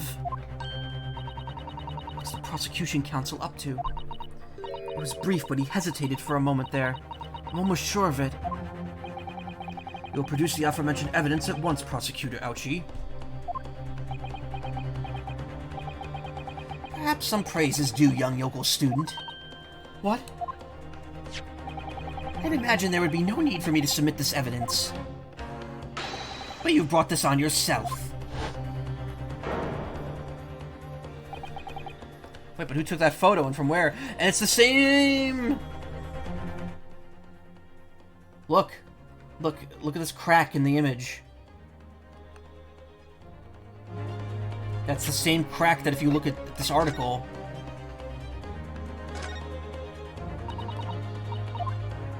Look, it's the same crack that's on the edge.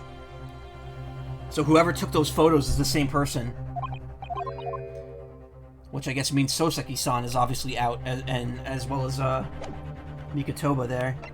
Which, I mean, not that they were really being suspected in the first place. Ray didn't do it. I doubt Hosanaga did it. We're probably going to find the photographer. The photographer's probably a new person. What the? A more damning shot exists? The cruelty in the air on that beach is almost palpable. Oh, you can see your face there. This evidence, more than any other, reveals the true extent of the accused's murderous nature. For it shows the precise moment that Membani-san plunged her dagger into the victim's back. No, that's not true. No! I don't believe it. Ah!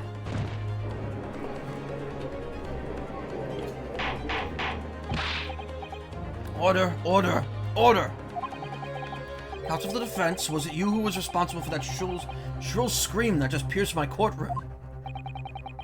Perhaps his voice is yet to break. These yokels are slow of mind and slow to mature.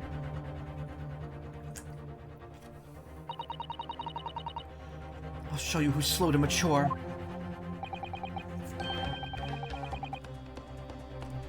Careful now, Sasato is starting to show her face here.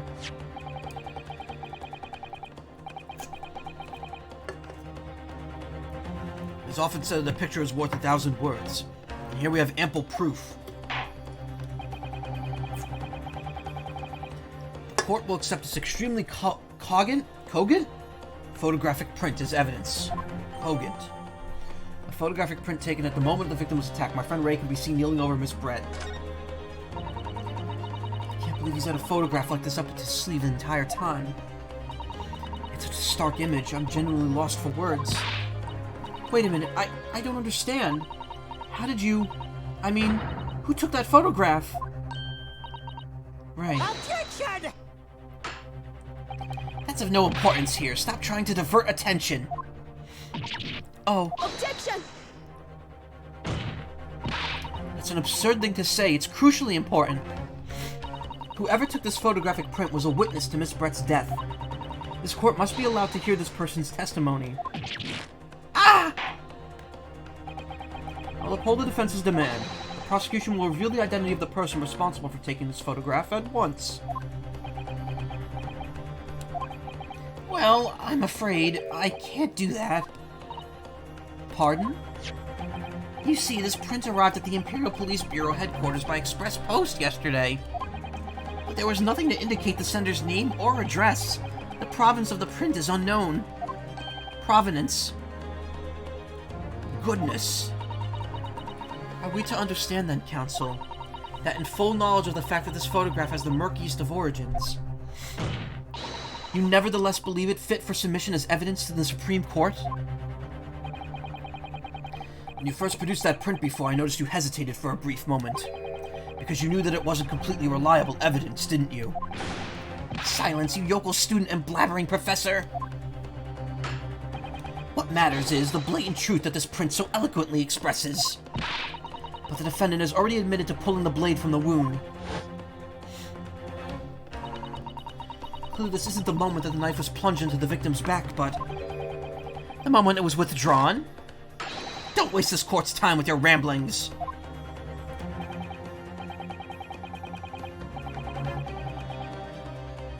Excuse me, had to make a noise. I have to make another noise. Sorry, one sec.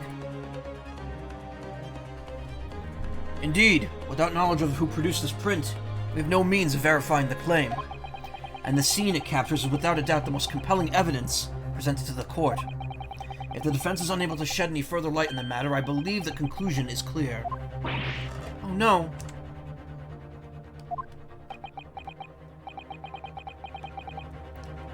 Sato, this is the time for you to fight. But I don't want to fight.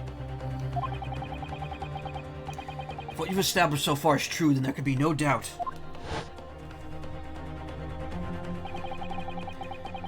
This is the photograph that shows us the moment Ray withdrew the blade from the victim. Yes, we just need to prove that somehow. You'll have plenty of time to rue your feet in the slow train back to the provinces.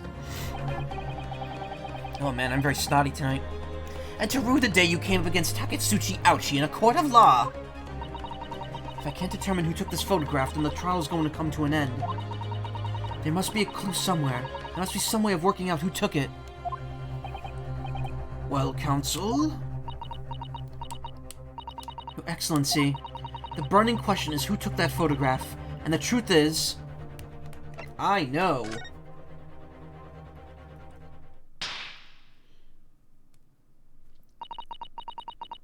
This isn't about whether or not I could come... This isn't about whether I can or can't come up with the answer now. I simply have to. The identity of the person who took this dramatic photographic print is, I assure you, something the defense can and will reveal. What? No! You can't possibly! But, as you so boldly claim that you can, please, do enlighten us! Unfortunately, I'm unable to present a name. How utterly underwhelming. Did you really believe you could? However, I am able to present evidence. The defense has a piece of evidence that reveals the important details about the photographics... The defense has a piece of evidence that reveals important details about the photographer's identity. What? Very well done, Counsel. Present your proof to the court. Which piece of evidence do you claim reveals something about the identity of the mysterious photographer? Take that! What is that? The newspaper again? Raucous England returnees tell all. It's not the headline that's relevant here, Your Excellency. It's the photograph. It's the dude that's been following the Poe-looking guy, isn't it? Oh, maybe! If you look at it closely, you notice there's some white lines on the right side. Ah, yes, indeed. They had already caught my eye, as it happens. Ha! What of it? The shadow of some kind, presumably? Or the branches of a tree or the like? There are no trees growing inside my laboratory at the university, I can assure you. Now, if you look closely at this photograph... Look at this photograph! That joke gets made for every time anyone streams an Ace Attorney game. Good gracious! Yes, exactly the same pattern of lines is present on this photograph, too. Objection! Well, that tells us nothing! Yes, it's a shadow of some kind, definitely, from the branches of a tree! There wouldn't be any trees growing inside a hut at the beach, Council.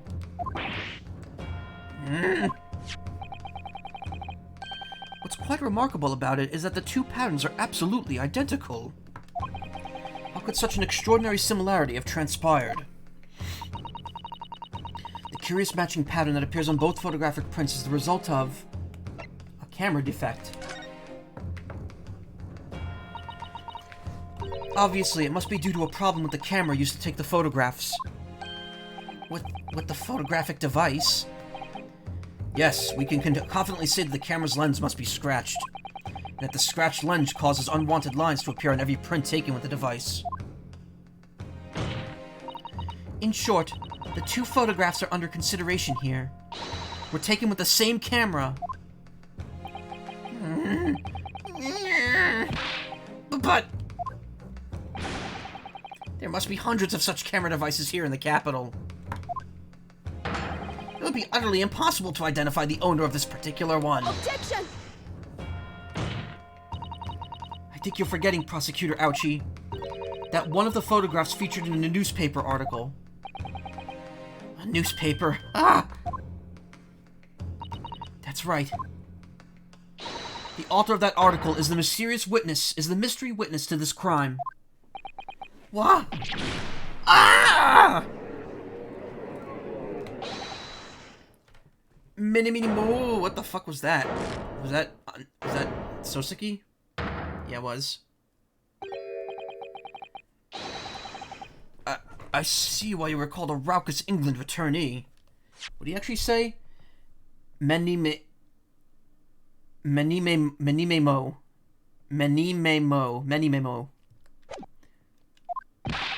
What are you yelling about? You've already testified.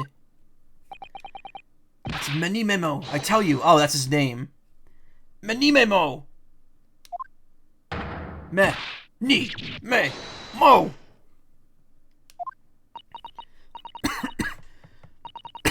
Ooh. Soseki-san, what was that? Did you say Many Memo? Ever since I returned to Japan, a reporter from Shoyu News has been hounding me. Oh, you were right. It is him. Following my every move. A reporter by the name of Raiten Menimemo. Writing a memo. That's a joke in his name. Yes, hounding me from dawn till dusk.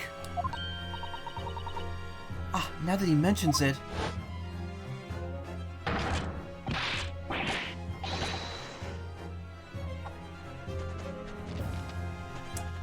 He definitely doesn't look Japanese compared to the rest of the characters. This dude is definitely British, and he probably did it. Could that same reporter be...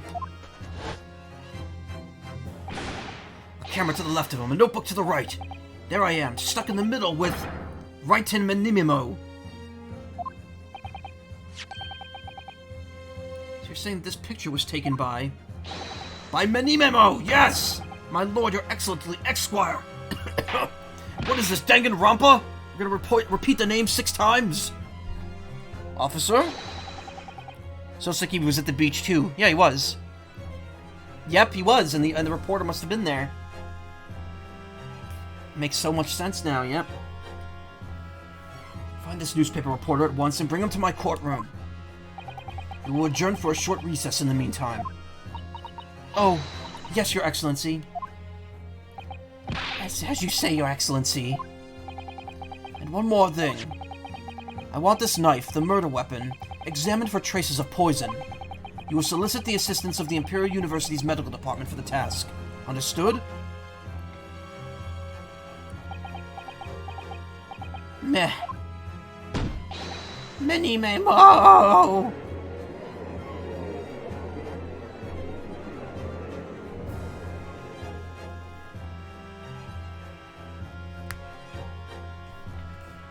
Dang. Dag. That took 2 hours, almost. I don't think I'll be able to get to this case. I mean, the first case of the first game took me 2 streams to get through. And this is all court. There's no investigation happening here. But I'm gonna try to stream, more than normal. Also, since we hit a to be continued, perfect place for me to, actually, I'm gonna go to the bathroom real quick. Because I kind of have to use it. Let me save back. We'll get the music going for a second. 13th of August, 10:41 a.m. Supreme Court of Judicature, Defendant's Antechamber 3.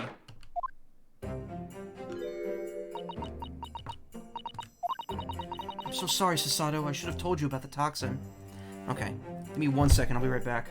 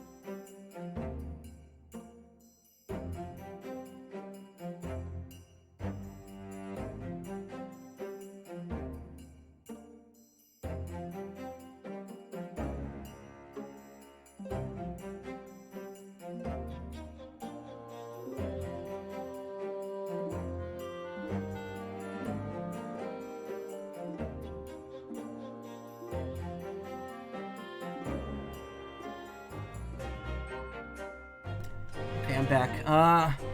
What I'm gonna do this week is try to do this game every day for an extended period of time, at least like 3.5 to 4 hours, just to kind of plow through it quickly. As a lot of people are aware, I am going to PAX next week, so I'm only going to be streaming Sunday through Tuesday of next week. On Wednesday, I have to go to bed early, so I'm not going to be here most of next week. And then the following week, I probably won't be streaming until Tuesday or Wednesday. And then the week after that, I'm going on another trip, so I'm only going to be streaming until Tuesday of that week. So essentially, after this week, expect 3 weeks of, or 4, because I'm also going to be gone. I'm also coming back that week and not streaming as soon as I get back. So after this week, expect 4 weeks of abbreviated streams. So this game's going to last a while, because this game's going to take me pretty much that entire time, if not more, to finish.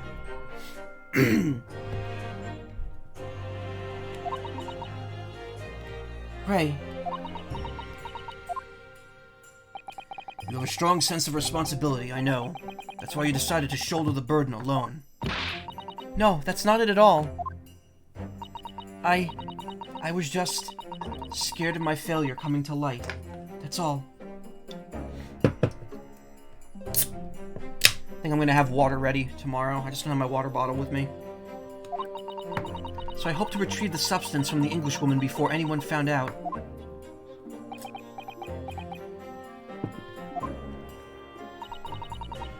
Before the trial started, do you remember what you said, Susato? That you had no doubt in your mind about my innocence? That you'd stand by me to the last? I remember. And yet I didn't deserve your trust in me. I hid important details from you, Susato. I completely betrayed your faith in me. Hit me, Susato. I deserve it. No, in fact, throw me to the floor. No, that's too good for me as well. Drag me through the city streets. I know better, you know. Oh? Even though in my heart I knew that you'd pull the knife blade from Miss Brett's back, there was just a brief moment when, in my mind, I doubted you. Susato, I'm sorry. After I stood here and promised you that I'd stand by your side, that'd stand by you and always be on your side, I betrayed your faith in me too. And as such, I failed you as a lawyer. Oh no. I think this situation has taught both of you a valuable lesson. Placing your unbridled faith in another is no easy task. Yes, Father. That fact has certainly struck home. Which is why I could see more clearly now. So, Ray. Yes? Can you find it in your heart to forgive me?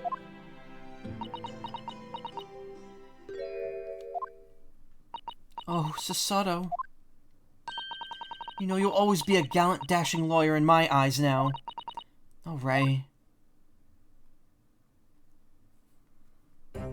Yep, she's totally crushing on her. I was so scared, you know, when it happened. I didn't know what was going on. The Englishwoman was sitting at the back of the hut, listening to what I was saying.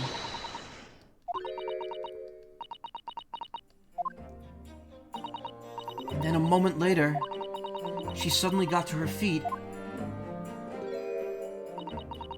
before collapsing on the floor in front of me with a knife in her back.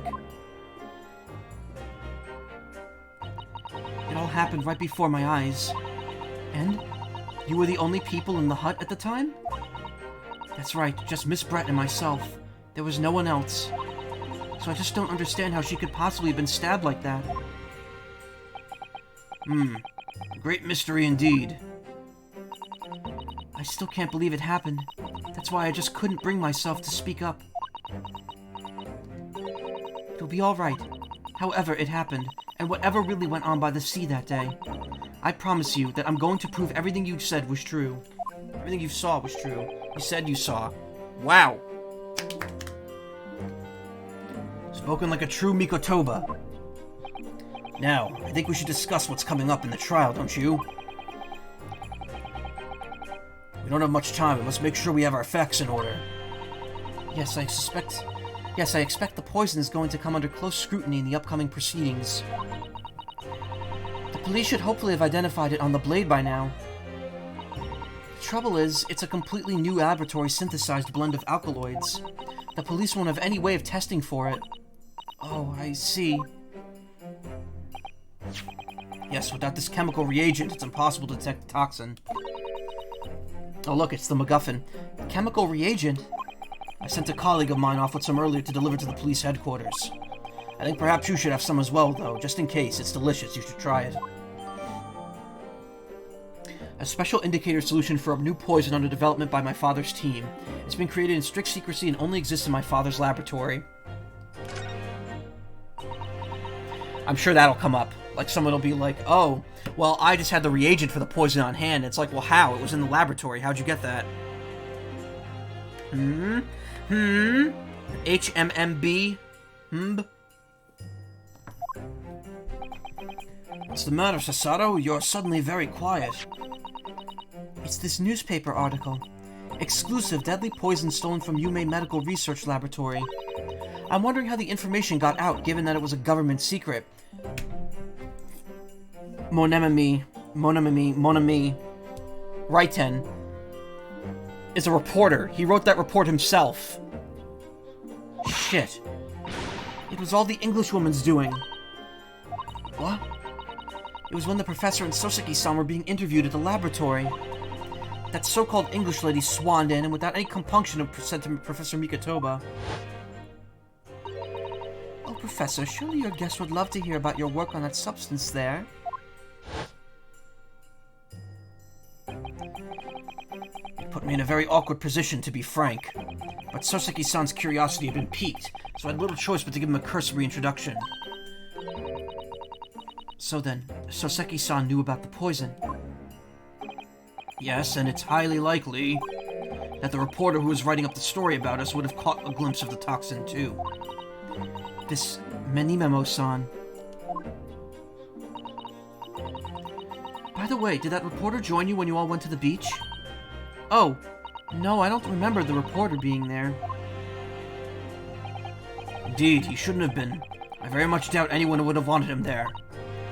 Oh? A known criminal had been given permission by the authorities to bathe by the seaside. Soseki-san pointed out that inviting a reporter might be problematic, so that man was sent back to his office. Hey, Sour Cream, yep, it's the return of Sasato and Naruhodo. Now there's two Naruhodos because Sasato is disguising herself. So she's being rather sus right now, and God, I hate this. What have we done to the English language? Why do we meme so hard? So Seki-san pointed out that inviting a reporter might be problematic, so the man was sent back to his office. Yet he obviously didn't go back. He secretly followed the party to the beach and took this very candid photograph. And then presumably he posted it anonymously to the police. Ah. Yes, that must be what happened. Counsel. We've just heard that the new witness is now ready to testify. The trial's about to resume. Please proceed into the courtroom at once. Time to steel ourselves once again, then. Defense attorney Ryutaro Naruhodo. Yes. Ray has put her faith in me now and told me everything. Hey, Yashi, how you doing? So I can't let her down. I have to prove that what she's telling the court is true. I have to prove what really happened that day.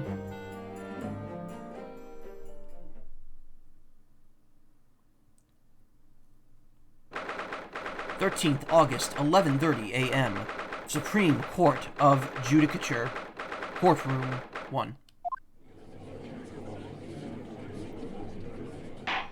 I hereby call this court to order as we reconvene for the trial of Ray Membani. Here, awake again. Nice. Professor Ouchie, have you summoned the new witness? Before I address that question, Your Excellency, I have some very important news to share. Oh? What news? And why does he look so happy about it? During the recess with the collaboration of Professor Nicotoba's laboratory at Yume University, the police re-examined the knife that was used to end Miss Giselle Brett's life. Excellent. I admire your rapid handling of the matter.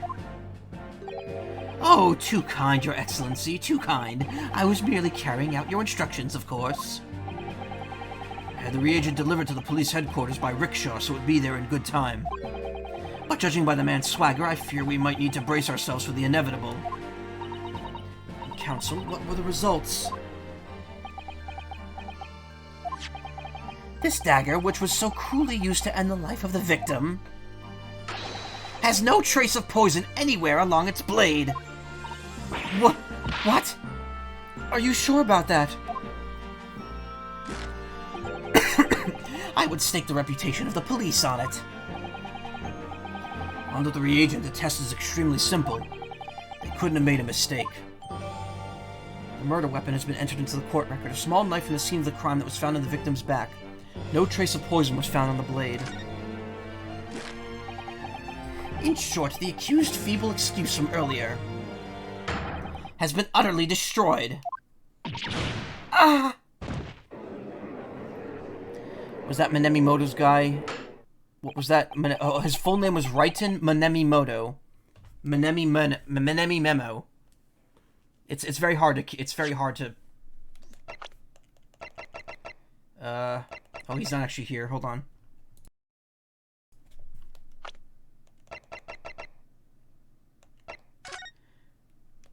Special indicator for a new poison under development by my father's team. It's been created in strict secrecy and exists only in my father's laboratory. No trace of poison was found in the blade. A small knife found at the scene of the crime that was in the victim's back.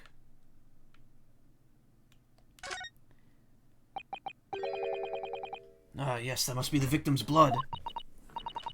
Oh dear, blood is never a pretty sight, is it? I'm having to fight the urge to run it under a hot tap and get it clean. You've always been fastidious about cleanliness, haven't you? I think this is something else, Father.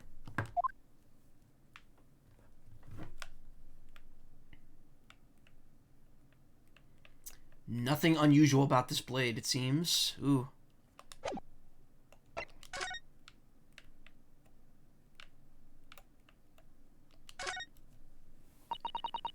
The label appears to be written in a foreign language that I do not know. It's German, so your knowledge of English is going to be of little help here, I'm afraid.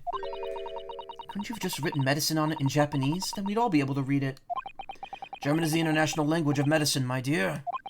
But yes, I can certainly see the merit in labeling a bottle in Japanese. Though I'm not sure medicine would be entirely appropriate.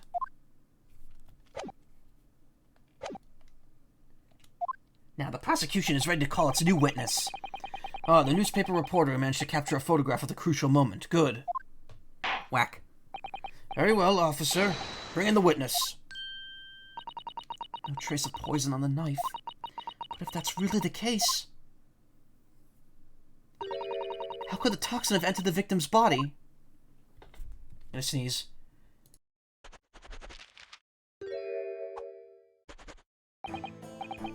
Ooh, excuse me. Witness, please state your name and occupation for the court. Raiten Manemimo of the Shoyu News. I'm what people like to call a journo. What's a journo, Father? Do you know? It's simply a contraction of journalist. I'm there when the news breaks, putting pen to paper to catch those scoops so they're in the print the next morning. Uh-oh, he's got that symbol on his armband. They don't call me the hero of the Herald for nothing. The nice guy of news. Oh, so, it was you who took this photograph, was it? Well, what do we have here? I'm sorry? Oh, brace yourselves, people! Manemimoto senses a scoop in the offering. Female student up to foul play, defended by curiously handsome young lawyer in Supreme Court. Raiten Manemimo, 38, a journalist for Shoyu News who's currently following Soseki-san everywhere, reporting on his every move. As a result, he's an eyewitness to the incident.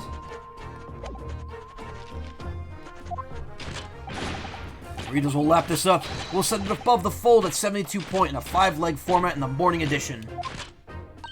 Huh? Right then, let's start with your name.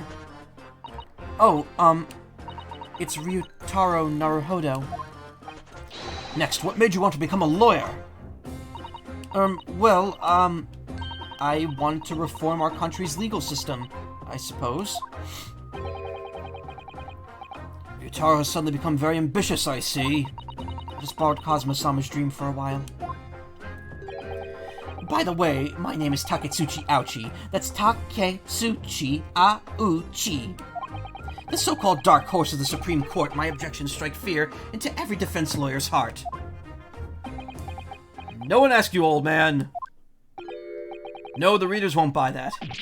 What? Witness? Yes? What this court demands to know is whether or not you were responsible for the taking of this picture. It was delivered anonymously to the Imperial Police Bureau only yesterday. Yeah, I wouldn't be a journal if I didn't click quick when I presented with a scoop like that now, would I? Sometimes stories call out to me, sometimes I have to chase them down, but either way, you've got to be fast. Fast legs to run with and a fast hand to write with. It's no good if you don't note it down, I always say. That's what I call my Menomi Memo. Oh my god, please.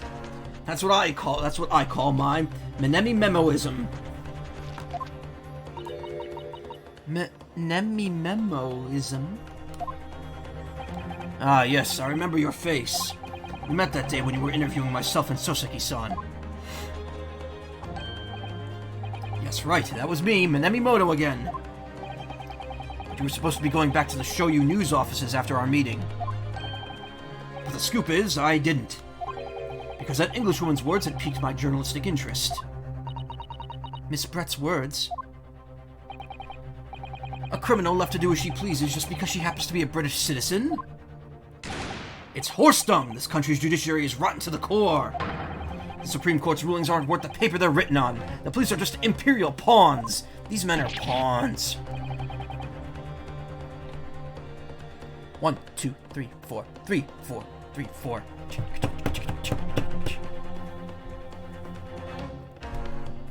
Stay your tongue, young man. There are complex political issues at play. Well, anyway, I quickly jotted down those words she said in my Menemi memo pad. Are you ready? I'll read it out. It's all here, right? Here goes. I should like to go with everyone to see your country's coast.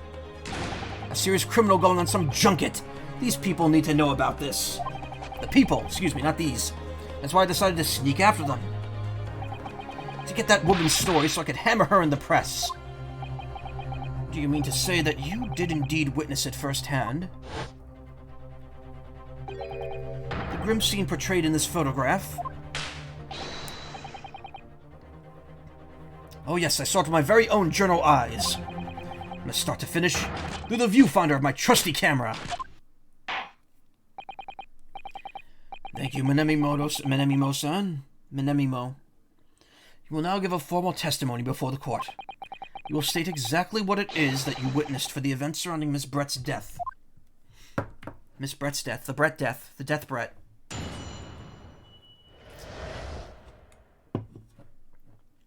Miyamoto, yeah. Camera never lies. The beach hut was made of shoddy old reed screens, so there were plenty of gaps I could see inside through. The English woman was sitting on a stool when the student girl came in and started arguing with her. Seconds later, the girl pulled out a knife, throwing the English woman to the floor as she stabbed her in the back. My smoldering journal spirit burst into flames. Quick as a flash, I whipped out my camera ready to click.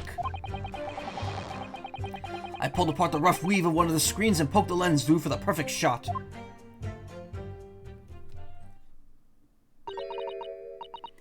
Read screens, you say? What we're doing right now, we're reading a screen. Right, you could see them clearly enough in that great shot I snapped. The hut walls were just screens made of coarsely woven reeds.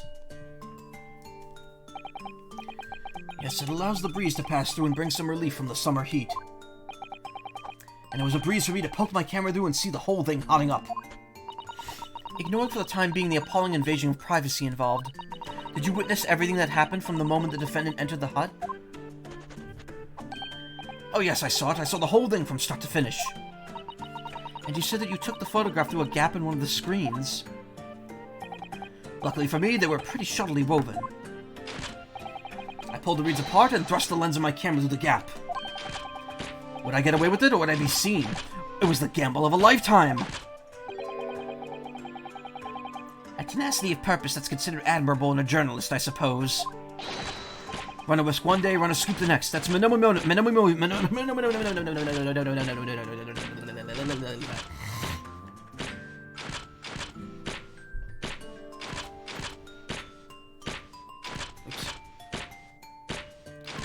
I was gonna load an image there, and I fucked up and actually clicked it, but instead of made it visible.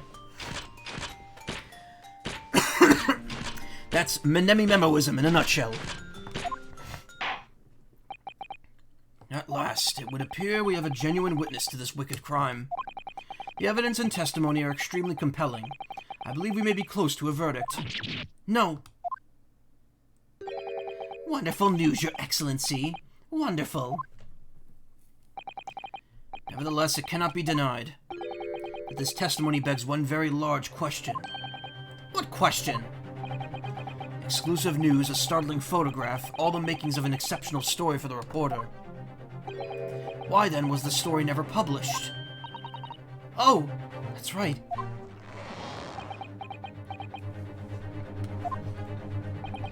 It seems clear to me that there are circumstances at play here that are yet to be understood. Ha! More pathetic excuses. Very well done, counsel. Proceed with your cross-examination. Yes, Your Excellency. There's more to this reporter than meets the eye. He's keeping something about his case very close. Keeping something about this case very close to his chest.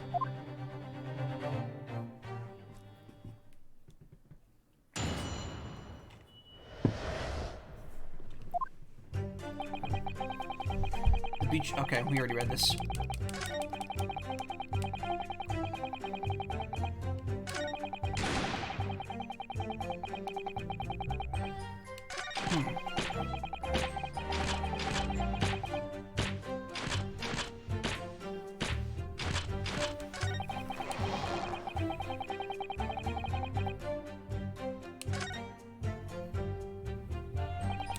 He claims to have spied the whole affair from start to finish. If true, his testimony is devastating. But it does seem as though he's holding up something back, doesn't it? If that's how you feel, I suggest that you trust your instincts and press him on everything he said. As you've no doubt seen many times before in your role as judicial assistant. Yes, I have. I've seen witnesses like this pressed often. I know exactly what to do. The angle where the photo was taken had something to do with it? It's possible. The English woman was sitting there on a stool when this student girl came and started arguing with her. So the girl pulled out a knife, throwing the English woman. Okay, let's press that one. Do you swear before this court that you actually saw the precise moment when the stabbing took place? Ha! The precise moment? I didn't just see that. I saw the whole hellish scene play out. From start to finish. I have here a simple plan of the beach hut. Perhaps you could use it to explain to the court exactly what you witnessed.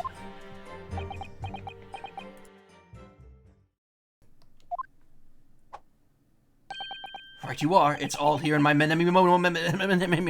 Oh man, don't do that. It's all here in my It's all here in my memo pad. It's all here in my memo pad.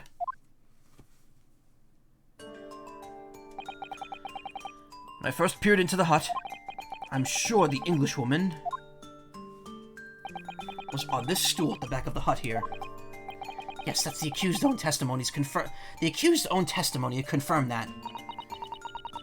She just sat at the back of the hut, smiling sweetly, is what I have noted down. It's my turn to testify now. Try not to interrupt. Ah. Then the next moment, as I was watching, the evil student girl entered the hut.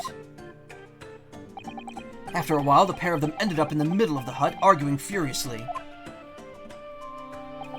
The Englishwoman went for the student, but the girl dodged out of the way, and in a flash plunged the knife into her adversary's back as the two passed each other. What you describe as a grim crime indeed. Never sugarcoat the truth. That's why Menemi Memoism says. That's what Menemi Memoism says. Beach hut plan has been entered into the court record. By the way, Menemi Memo-san, Whilst you were watching that terrible scene unfold before your eyes of the gap in the screen, did it not occur to you to try to prevent the tragedy rather than capture it on film? Journalists have to be observers. We can't get involved. That's our raison d'etre. That's our raison d'etre. So you didn't converse with Miss Brett at all? Obviously not. An observer always remains on the outside looking in. That's something to be proud of, is it? Your Excellency, if I may. Yes, Professor? I think the witness's last expertly phrased statement should perhaps be added to his formal testimony. Ooh. Father, what do you...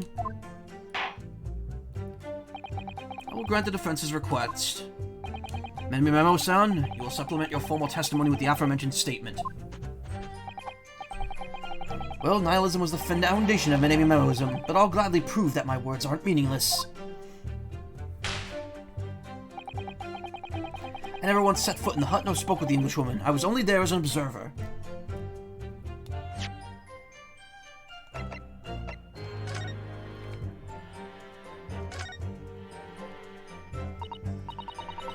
We know for certain that this emblem isn't that of Yume University. Police really ought to have spotted that. They were obviously convinced of Rei's guilt from the outset. Wait, whoa, I can open it. If we take off the pen's lid...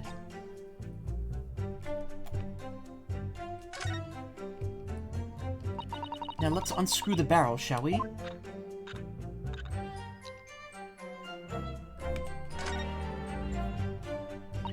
This must be the little reservoir that holds the ink. Yes, you fill it by drawing ink from a bottle up through the nib. Is something wrong, Father? Just that there doesn't actually appear to be any ink in there, that's all. Oh, yes, you're right. It's pretty much empty. Well, it could be on the verge of running out, I suppose. There's a very small amount of liquid ink still in the ink. There's a very small amount of liquid still in the ink reservoir. I think I know what's going on here.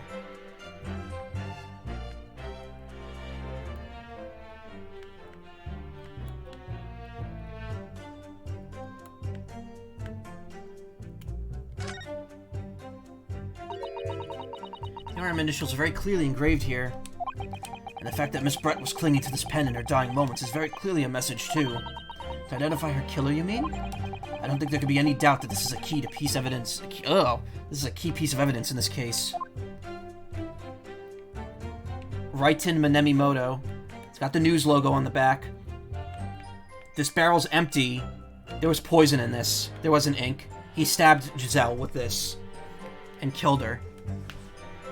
I don't know how the knife plays into it, but that's absolutely what he did. And we're going to use the reagent in here, and we're going to find out that there's still poison in this.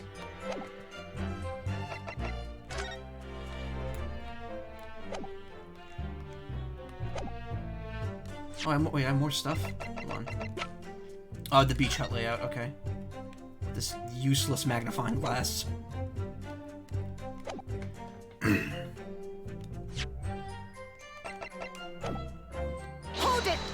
Let me press before I present there. Really, you didn't set foot inside the hut at all? Are you sure about that? I think you may have the wrong impression of me. We're talking about a murder scene here. My nerves were stretched to the breaking point already. Oh, I see. You were scared. Maybe I did have the wrong impression of you. Yes. It was all I could do to stifle a scream and hold my hand steady enough to snap the shot. You really should have summoned help before thinking of your camera. Memoism and humanism don't always agree. And most of the time in those instances, Memoism comes out on top.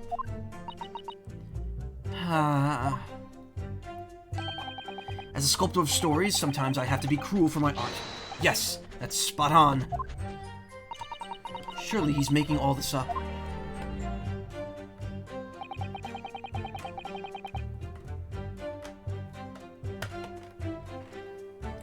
Claims to have spied the whole affair from start to finish. Unless he used the poison and dripped it onto the knife and stabbed her. There was no poison on the knife, though. If true, his testimony is devastating.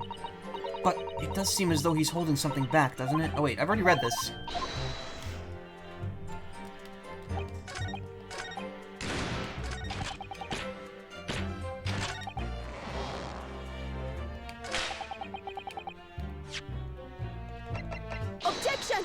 Okay, I guess I really did want you to figure that out. Minemi Memo-san, until now I've had a firm belief that newspapers are in the business of uncovering and publishing the truth. You're spot on there. Press don't lie, which is why I'm proud to wear the emblem of the Shoyu News on my arm. In a way, that's more Minemi-Emoism. Sadly, though, it seems that journalists who write for those papers don't always share the same passion for the truth. Well, what are you suggesting with these recriminatory words, Counsel? Minemi Memo-san. Minemi Memo-san. There we go. Minemi Memo-san. Do you recognize this fountain pen? Ah! This pen was found at the scene of Miss Brett's death. In fact, the murder victim was gripping it in her hand as she died. What are you? If you look at the barrel of the pen, you'll notice that its owner's initials are engraved in there. R.M. Yes, thank you for bringing that up, Counsel. The initials of the accused, Ray Membani. Is a coincidence, I wonder, that your initials are also R.M.? No! Raiten Minamimoto, R.M. Sasato in the student uniform looks cute. Yeah, it does. Stabbed by the pen, then she yanked it out, got stabbed by the knife by him. Yeah, I don't know what the deal with the knife is. That's still a mystery. That's horse dung! Can't you see it? One of the central tenets of Minemi Memoism is being a pencil user. And yet, as the court will clearly be able to see, on your right hand, there's very obviously blue ink stain. What does tapping your tongue with the pencil have to do with anything? Like, what does that do? It would appear that you must have rather carelessly left it somewhere recently. Your favorite fountain pen, that is. Mad because small, angry at toll. Horsey horse dung! Minemi Memo-san, it's not the case. Is it not the case that before she died, you met with Giselle Brett in that beach hut? Objection! Why would we listen to this absurd nonsense? It's nothing but another excuse. Exactly. Shoyu News will stand behind me all the way. I deny everything. There must be as many people with the initials RM as there are stars in the night sky. It's probably with habits. Some do it with pens to get the ink flowing. Why your tongue, though? Just use a piece of paper. It's like people who lick the pages before they turn, like, please, no. The defense has neither the time nor the inclination to count every star in the sky. And there's no need anyway, because this pen has more to tell. Yes, there is another clue. A clue that undeniably proves who its owner really is. In that case, Counsel, the defense will now show the court where this alleged clue lies. Excuse me. Of course, Your Excellency. The clue on this fountain pen that clearly reveals its owner's identity is Ink Tasty, some stinky ink fucks.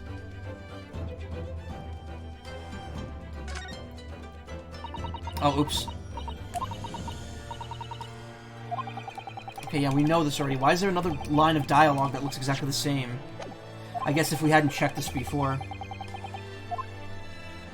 Got it! As well as the initials, there is also an emblem on this fountain pen. An emblem that you will, of course, recognize, Minemi Memo-san. Goodness me, it's the emblem of the Shoyu News. In other words, the owner of this pen is an employee of the Shoyu News, whose initials are RM. Suddenly the stars in the night sky don't seem quite so numerous, do they? Well, Minemi Memo-san, how do you respond?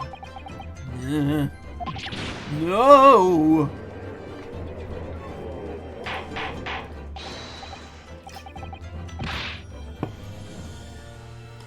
Order, order! Explain yourself, witness.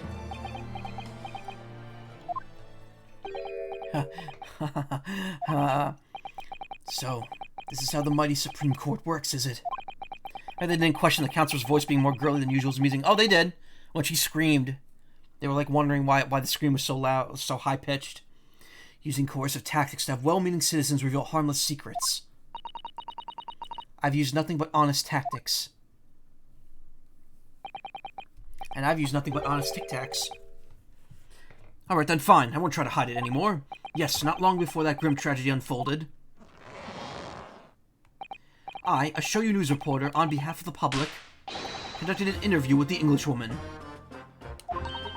An interview? You never mentioned this before. What exactly was this? I'm getting rather... you know what, I'll wait. I was gonna say I'm getting a little hungry. I might have a Jack Links, but I think I'll wait and just have a snack after I'm done streaming. I could wait another hour. As I said, it was before that evil little student girl showed her face in the hut. Ow, that's painful. It couldn't have lasted more than 2 or 3 minutes, that's all. It was just a brief exchange. But it came to nothing, and as we Menemi say, the people don't pay their dues for unworthy news.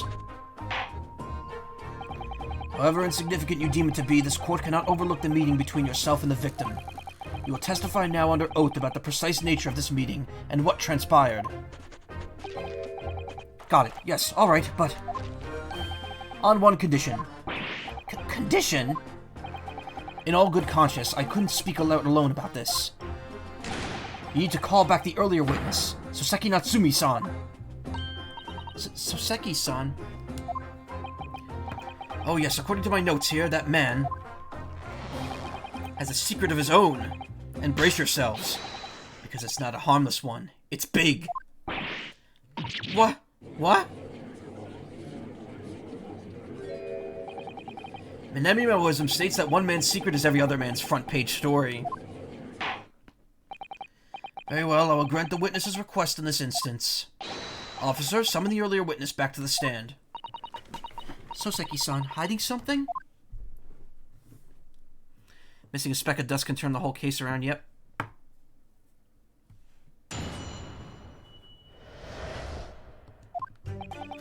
I asked the Englishwoman for an interview, but she declined, so I left the hut without making a fuss. Then, watching secretly from outside, I saw the woman being stabbed and the other witnesses come running. The detective realized that the victim still had a pulse, so she ran off to fetch help. That's when this writer man here asked the woman a very significant question. But he didn't say anything about that in his testimony, which is why Menemi Memoism demands I reveal it now.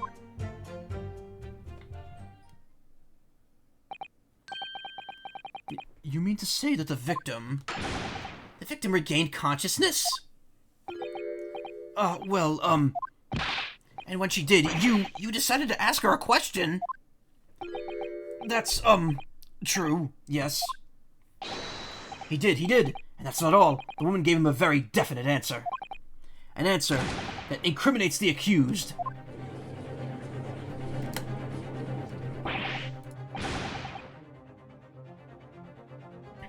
Oh boy, I'm a burpy boy tonight. I've muted myself a ton just to do that.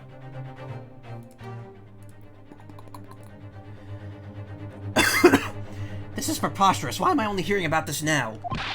Why didn't you mention this before, you yokel hack?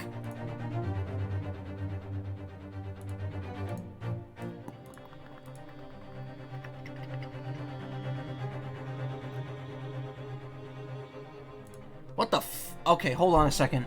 I just got an updated email from... Yeah, wow. Wow, holy shit. So I mentioned yesterday, who's the accused at this point? Let me show you. Okay, so I mentioned the other day I ordered a PS1, like a Japanese PS1 collection of Chocobo games called Chocobo Collection. It comes with Chocobo Racing, the original, Chocobo Day Dice, which is like a board game, and Chocobo Stallion, which is a less, like, fleshed out Chocobo Racing. It's kind of like a weird, like, Chocobo Racing simulator. The whole reason is I wanted to get it because it was a nice, like, Chocobo collection. And, it was shipping from Japan. I didn't realize the person I bought it from was sending it from Japan. I thought there was someone in America that just had a copy they were selling. And, I thought it wasn't supposed to get here till, like, May 5th. And now apparently it's going to be here tomorrow. It shipped out from Japan on the 9th when I ordered it. And it is already in New York today. As of this morning, or as of yesterday. Ridiculous how quickly it's arriving. And it's worth it, because, it's a good thing, too, because I overpaid for it. I definitely overpaid for it, so I guess the shipping got expedited. Anyway, Sour Cream, to answer your question, the accused is this girl, Ray Membani. She is Sasato's best friend from university. And she was also the student of the doctor that was killed by this woman at the beginning of the last game. And now she is the victim in this case. How much did I pay for it? So copies online usually go for about 40 to $50. I paid about 70 for it. Because what it was I was looking at copies that were like $20 plus $20 shipping, and I was like, okay, steep shipping, but the game itself is the collection itself is worth about 40. But I bought a copy that was on sale for 35, and I thought the shipping was free, and then it turns out it was like another 35 in shipping. So I was like, whatever. It wasn't a huge sink. It was like $20 extra than I would have paid for it after shipping on other products, other versions of it. So whatever. And the plus side is I'm getting it way quicker. So I'm not too bummed out about it.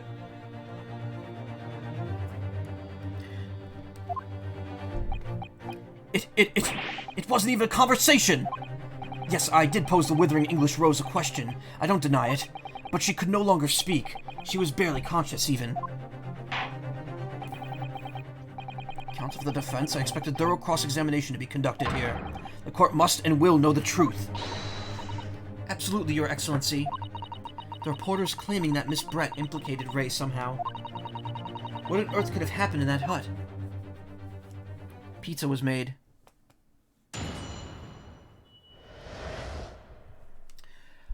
I'm surprised anything is being shipped out of Japan, really. No. Well, here's the thing. Certain services have been stifled in terms of overseas shipping, but there are some services that are still running, and I'm guessing that they use that to get that item out of Japan for me. All right, I'm not gonna stop here, but I'm going to go back to the title real quick. Oh, I forgot. Going back, you could save as well. All right, so we're at Trial Part 2. I just want to see something here.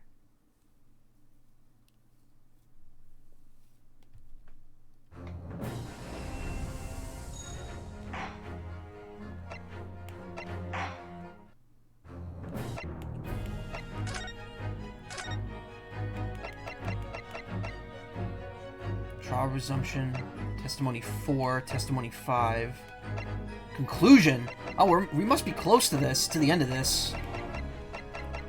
Because after the recess, there's only 4 chapters, and we're definitely on testimony 4, I think.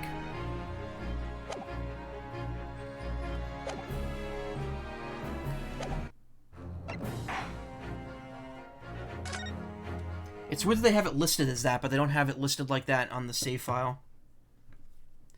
The witness's secrets.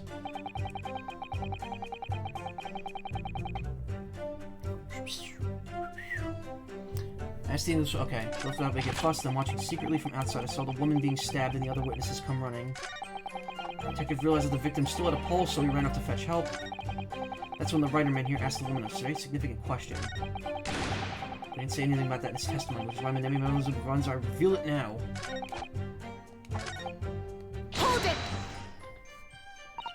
Soseki-san, are you trying to hide something? Don't look at me like that!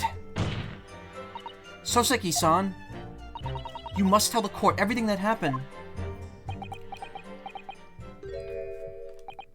Well, in truth, I'd been catching crabs at the water's edge and building castles in the sand, you see. Well, the seaside is a place to be at leisure, I suppose, even for a grown man. Why is... Brat? You mean Brett? The English woman, right? She's the victim. She was killed. This is one... So what happened was, she was supposed to be extradited to Shanghai, China. And this is about 6 months after she... Well, 9 months after she was after she was found guilty. Tomorrow, or today rather, was supposed to be the day, or I guess yesterday, in context of the game, was supposed to be the day that she was going to be extradited. But she was killed during her last she requested to go to the beach in her last day of being here, and she was somehow killed. Yeah, it's karma, but also it seems to have been done purposely. I mean, obviously it's purposely, but someone wanted to keep her quiet. Okay. Sorry, 1 second.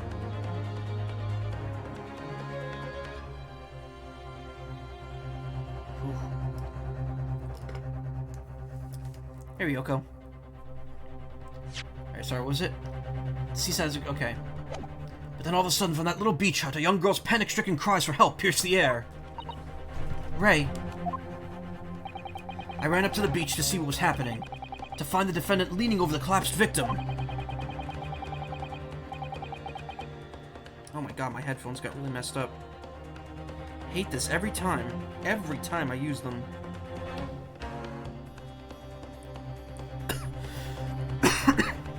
As soon as Inspector Hosanaga saw Miss Brett on the ground, he sprinted off to get help. And then, just a moment later, I heard a faint moan. A moan from the dead Englishwoman. I nearly jumped out of my skin! But what did you ask her, Soseki-san? I asked her, who did this to you? To track this any longer, how did the woman respond? She didn't. She said nothing in response. But... when in the stand, you will answer the questions asked of you unambiguously. Now, without evasion or reticence, I demand that you amend your testimony. I will! I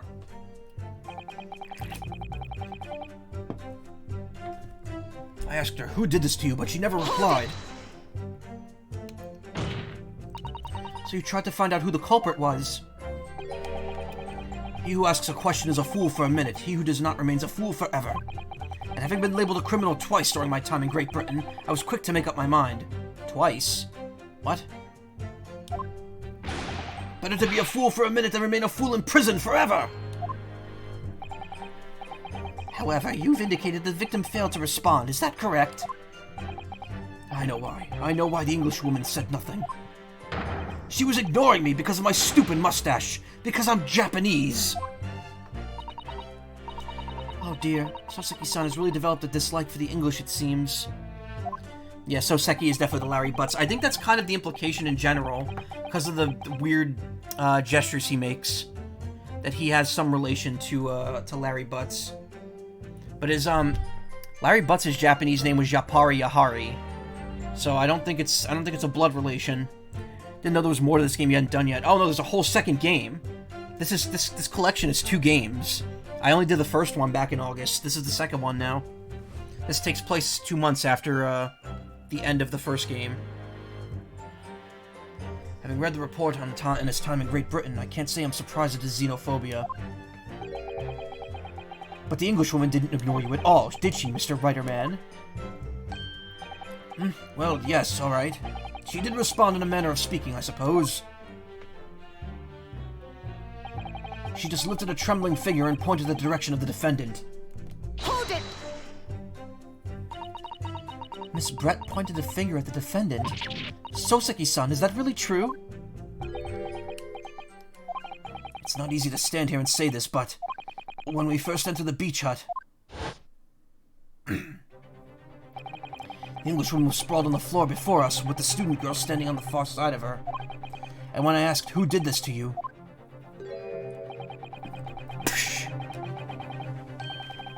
It's the scrupulous Fingor. He's here. The Englishwoman summoned her last ounce of strength to point a trembling finger at the back of the hut. Which was, it can't be denied, in the direction of the student girl, who stands accused today.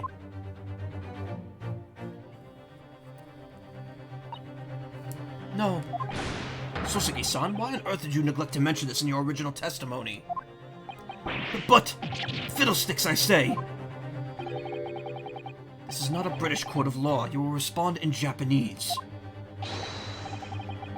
Yes, of course, the Englishwoman did point her finger towards the back of the hut, but I was trembling, and she was trembling, and everything was a blur. I'm thinking about it. I feel as though perhaps she was pointing in a slightly different direction. Actually, no, not slightly, in a very different direction to where the student girl was standing. To somewhere at the back of the hut, where nobody was standing at all. You mean that your memory of the events and the direction in which the victim was pointing are both unclear? Yes, that's it, unclear! I'm very, very unclear! Objection! I know an artist named Unclear, or is it Nuclear? They're the same. I think he uses different names. Your Excellency, surely this proves the matter beyond all reasonable doubt. Yes, the woman may barely have been conscious, and yes, perhaps her finger wavered slightly, but there can be no doubt that this was an attempt by the victim to confirm the identity of her assailant. Why? Psh. That's what I think of. I think of like the whip crack noise when the finger, with like the hand appearing. Because as the court could see, there was no other than the accused in the direction the victim was pointing. It is now abundantly clear that no one besides the accused could possibly have committed this crime. Ouchie, ouchie. Yeah, I think that's kind of the joke, because his English name is Payne, Winston Payne, which is winced in pain, and gasp in pain, I'm inclined to agree, and in the absence of any credible argument to the contrary, I believe we can now conclude this trial. No! Ow! She's gonna break her back like that. The headline's writing itself. Dashing lawyers' hopes dashed. 92 point across the whole page. We'll do an extra edition. This is a serious blow, Sasato. Once we're able to identify the true culprit and substantiate our claim with evidence, the judge will give his ruling, and the trial will be over. But what about the thing where we get to do the thing with the fire? That's in Britain. Can't we do that? But that's impossible, Father. We don't even know how the crime was committed yet.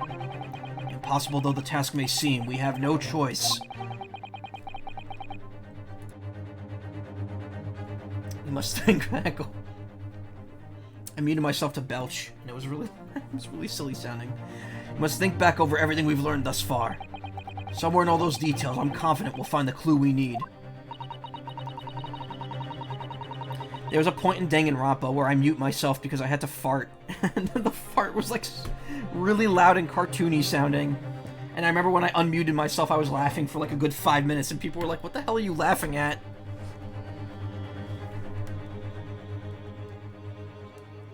Ray gave us her account of how the events unfolded in the defendant's antechamber before the trial resumed. She told us what had happened at the precise moment Miss Brett was killed. Look, like a Japanese stink weasel breaking wind. I am but a simple skunk. The Englishwoman was sitting at the back of the oh, okay, I read this already. I'm not rereading flashback dialogue, just because it gives me a moment to rest.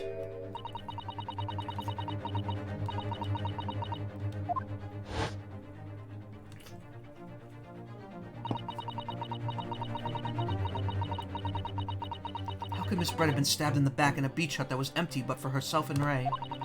Somewhere amid all the information we've gathered so far, there must be an answer to that question. I take it then that the defense has nothing further to add. So, the gallant yokel student's luck finally runs out. Every time he says yokel, I think of eggs, and it's making me hungry. I can't say I'm surprised. In that case, I'm ready to deliver my final verdict on this matter. Sorry, just had to pull up something. This is a crucial turning point now. If I can't establish what really happened, it's over. Where was the real culprit hiding? And how did he or she stab the victim? I know how. Objection!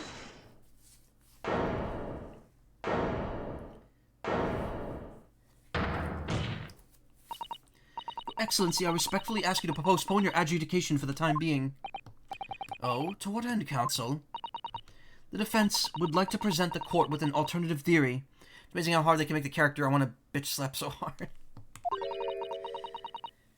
Which character would... It's amazing how they can make a character I want to bitch slap. Who? Natsume or the reporter?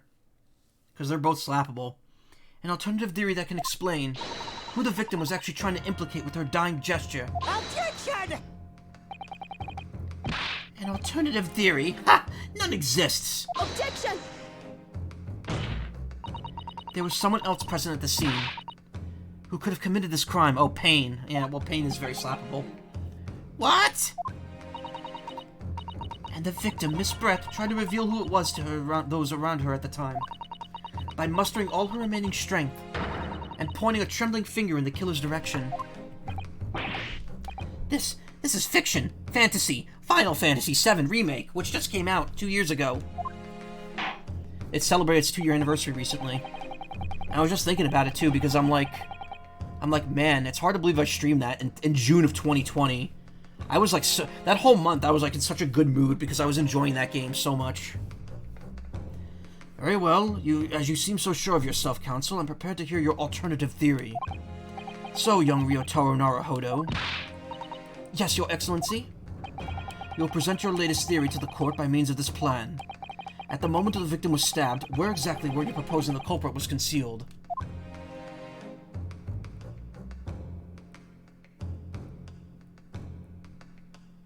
Take that! Naruhodo-san would never give up, and I'm a Naruhodo now. The true culprit who fatally stabbed Miss Brett was concealed in this location here. Are you mad, Counsel? You're suggesting that the culprit was outside the hut? Wow, this is giving me shades of the first case of Danganronpa 2. Now, what could be fiction could also be the truth. A single theory can lead to the past. Well, okay, yeah, that's platitude, alright. What? Order, order, order! But student lawyer Naruhodo-san Esquire, that makes no sense at all. You've just pointed out the exact spot where I was hiding to get my scoop snapped. But I didn't see any suspicious individuals loitering about, I could swear to that. Obviously, if the culprit had been outside the hut, there's no way that he or she could have stabbed the victim who was inside the hut. Actually, Prosecutor Ouchie, there is a way. And in point of fact, the defense can provide evidence strongly suggesting that it's precisely the way Miss Brett was killed. You're bluffing! You're bluffing, you yokel! The defense's assertion is clearly too fantastical for the court to comprehend. You will need to give us more guidance, Counsel. What piece of evidence corroborates your theory that the victim was stabbed from the outside the hut?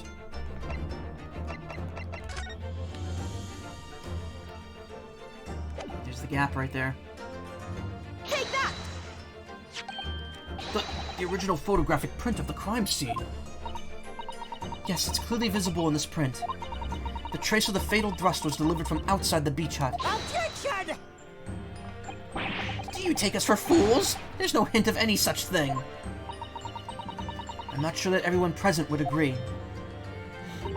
Someone, at least, appears to have noticed what it is that I'm referring to. Counsel, once again I must call on you to be explicit for the court. Where in this photograph is the trace of the stabbing, which you claim took place from outside the hut? Take that! Look closely just here. How did we suddenly get a different angle on that photograph? That's weird. In the screen at the back of the hut, you could see the effects of a blade being forced through the reeds. No, I can't see any such thing. It's true that the hut in question had 4 walls as you'd expect. However, by parting the reeds, a knife blade could easily penetrate them. This is extraordinary.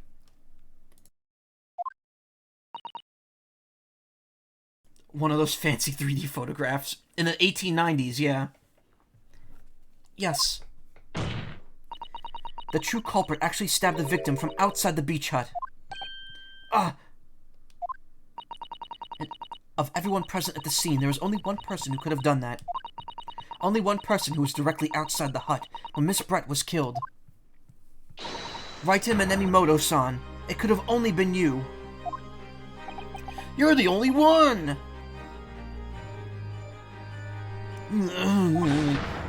No! Objection!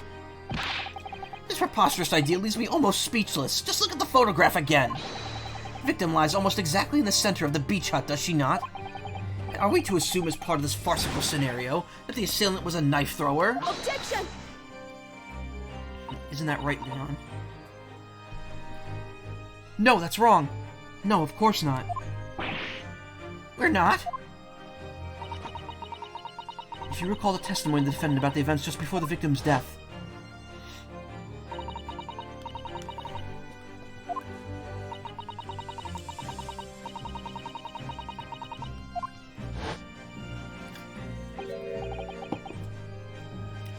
a stool. Have another look at the photograph. The slit in the reed screen would align perfectly with the back of a person who was sitting on that stool. My word! So, in fact, the victim was killed while sitting on that stool by a stab wound to her back delivered through the reed screen. Ah!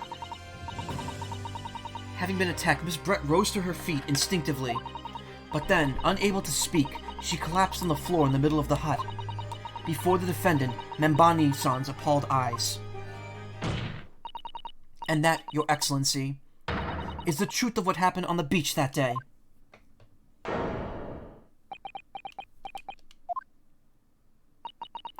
By your silence, Many-Memo-san, Many-Memo-san. Why? Was I saying it wrong the whole time? What the fuck? Many-Memo-san. I take it that you don't deny the charge.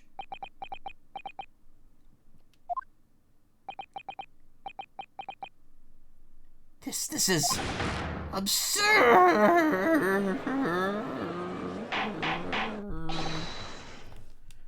That will do. Reminds me of when Nemo tried to say anemone, yeah.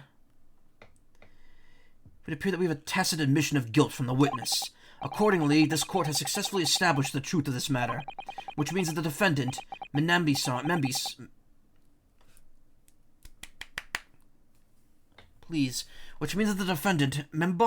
is innocent of the crime. Oh, thank goodness. Wow, that was easy. I finally made him cave. I must say, I've never been more proud. No, this can't be. The Ouchie clan can't. What of my growth of hope? It wasn't all an apparition. I can't accept this. I won't. I see no reason for the continuance of this trial. I will therefore move to conclude proceedings by delivering my final verdict and...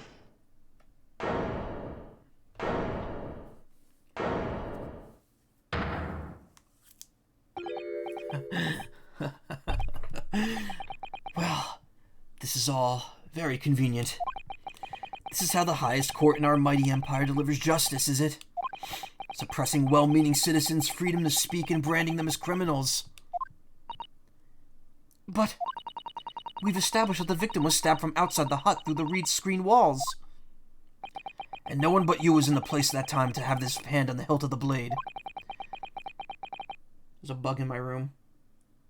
What kind of bug is that? It's a perfectly logical conclusion. Deduction. Scrumtrulescent. So your argument hinges on the location of whoever stabbed the Englishwoman, does it? Well, it seems a little irrelevant now. Irrelevant? Where she was stabbed, how she was stabbed, it doesn't matter. I mean, whether she was stabbed at all makes no difference if you think about it.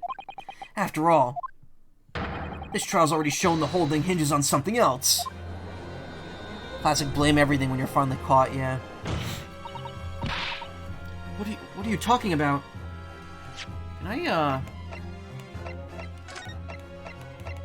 turn off... No, I can't. Brace yourself, little man. I'm talking about the fact that everything's changed. Because of the dirt you dug up. What? Enough obscurity. Explain yourself, witness. What's to explain? I'm talking about the poison, of course.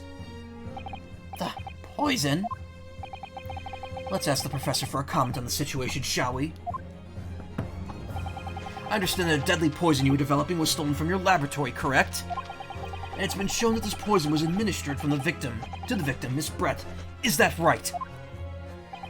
That is correct. The unusual constriction of the victim's pupils are a sure sign that this particular poison was used. I see. So, presumably that means that the victim already had the poison in her body before she was stabbed. Given that her pupils were already constricted, it certainly seems highly likely, yes. If she had been dead already, the poison could not have circulated in her blood.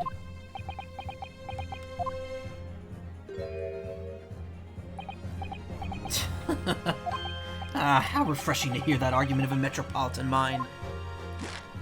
Precisely, it matters not a jot who stabbed whom and whose back and with whose blade. Because, quite simply, the Englishwoman's life was taken not by the knife, but by the poison. Objection!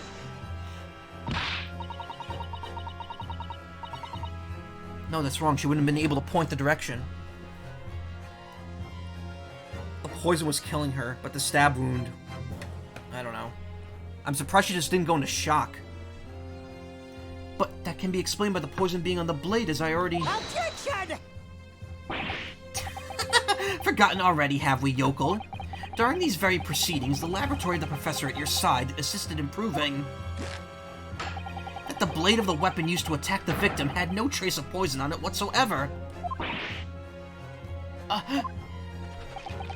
So let me get this down. The facts as skillfully... Is that misspelled there? Is it supposed to be 2 L's? As skillfully established by the defense in this trial, turned out to be a headline-making red herring. Is that about right? Well... I don't know why our voice got weird there. Yeah, the pen. I know the pen is what used to deliver the poison, but when did he stab her with the pen? Order, order, order, but where does this leave us? How, in that case, did the poison enter the victim's body? There's an undeniably obvious answer to that. The lady most likely imbibed it. I mean, she drank it. Have another look at the photograph here. As you could see... Oh! A bottle of carbonated water and a glass have been knocked onto the sandy floor of the beach hut. How did they have Did carbonated water really exist all the way back then? Poison could have been slipped into either. Somebody made Miss Brett drink it. Oh, so the reporter, when he went in there, probably had a drink with Miss Brett, poured the poison into it from the pen, and then stabbed her from behind to make it, to drive the, I guess to get suspicion off of him. Well, what do you know? Look at those dashing eyes. This will make for a great front page shot. Hey, why the bewitching stare? After all, I'm the last person you should be looking at. It would make no sense at all that I poisoned the woman. It would make no sense at all that I poisoned the woman, would it? I mean, it's been established already. The history of sparkling water was invented in the 1700s? Wow. Christopher Merritt created sparkling wine for the first time in 1662 by adding sugar and molasses during a second fermentation product. Wow. Alright, that's actually legitimately interesting. I'm gonna have to look into that more later.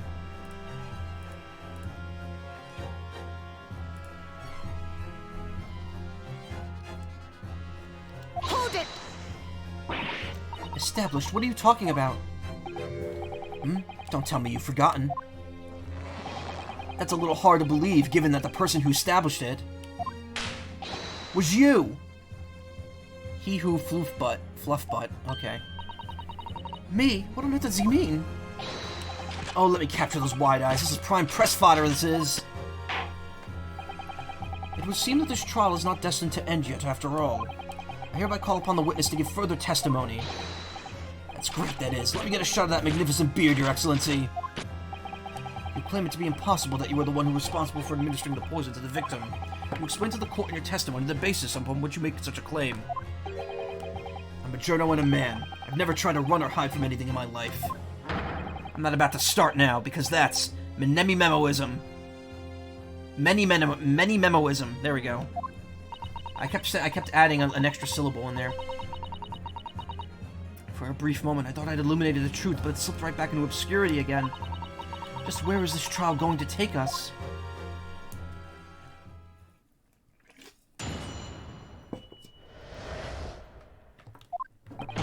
Complete innocence. Oh yes, I stabbed the Englishwoman, and that very fact proves that I'm innocent. Because why would I have bothered to stab the woman if I'd already poisoned her? When I heard the student girl and that pompous English murderer arguing, it got my goat. If the courts weren't going to punish Brett for what she did, someone else would have to see justice done.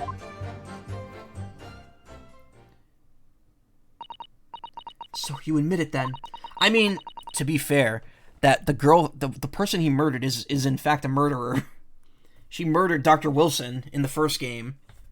So I can't say that her death is necessarily tragic in any way, but he did do this, and I'm assuming that this Minemi Memo, which is not his real name, it's Many Memo. I'm sure that he's actually some sort of, like, spy for Britain or some shit. Because we still don't even know why Giselle Brett killed Dr. Wilson in the first place. Self-repairing pencil trick is cool, though, yeah. That everything that happened I described. That you were the one who stabbed Miss Brett in the back through the reed screen? You could blame this miserable country of ours. A country that bows to the pressure of foreign powers and lets murderers walk free. What kind of future can a country like that have?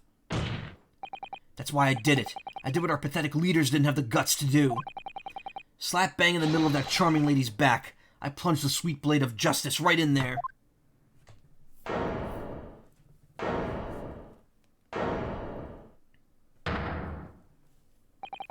As someone who spends his life seeing that the truth is told, I feel really, really awful about giving false information in my testimony before. But as it turns out, there was somebody else who had it in for the victim and got her to her before me. That's right, you guessed it.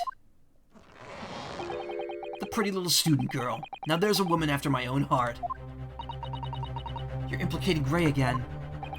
She's the one who gave the poison to the Englishwoman and ended her pitiful existence. And suddenly, snap, this journal here is off the hook. The argument is sound, certainly. If the witness had administered the poison himself, he needed only to wait for it to take effect. Subsequently, stabbing the victim in the back would have been entirely nonsensical. And therefore, this reporter had nothing to do with the poisoning. Yes, it's all quite logical. That's right, it is logical and true. Glad you've all seen the light. Justice at last. This is unbelievable. After I'd made so much progress in proving his guilt, is he going to get away with it now?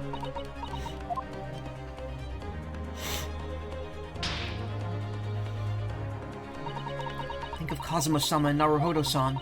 They never stopped looking for a way forward until the judge's final gavel. Very well then, counsel. Proceed with what I assume will be your final cross-examination of this trial. Injury be needed for the point. No, if she imbibed it, she wouldn't. They're implying that she drank it. Yes, Your Excellency.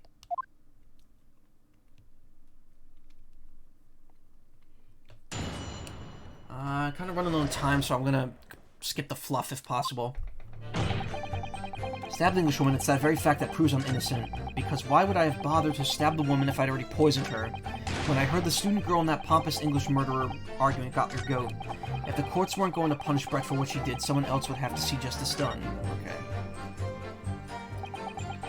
If the victim had unwittingly taken the poison already, the reporter would have had no reason to stab her.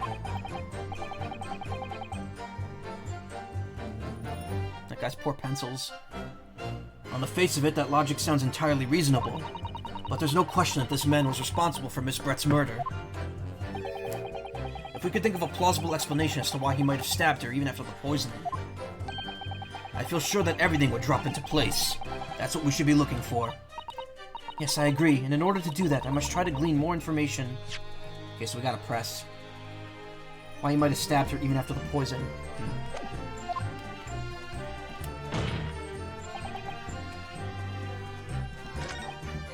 Interesting that this game uses most of the music from the first game. Like, they don't actually make a new soundtrack for it like they do in most Ace Attorneys. Hold it! So you still maintain that you didn't give the poison to the victim? Obviously. That'd be like putting a belt on your trousers when you already were wearing braces like these. The accused administered the poison, following with which the witness stabbed the victim. An unforgivable act, certainly, but not one of murder. That crime rests on the accused's shoulders. That is how the law works, you see, yokel. Who knows, you may even learn something here today. 2 consecutive attempts on her life in the space of minutes. Quite a day for the victim. Do something that evil and you've got it coming. That's how the law works. The law of reckoning. It's not the kind of law this court upholds. We'll reiterate why you were so compelled to stab the victim then, witness.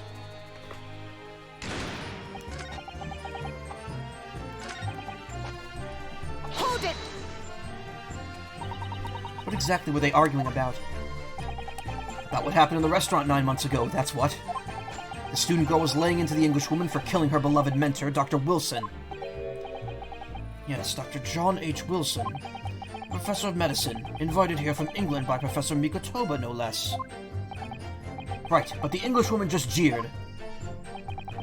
Her case was to be heard by the British consular court in Shanghai. However, there is little doubt that she would have simply been acquitted and sent back to her homeland a free woman.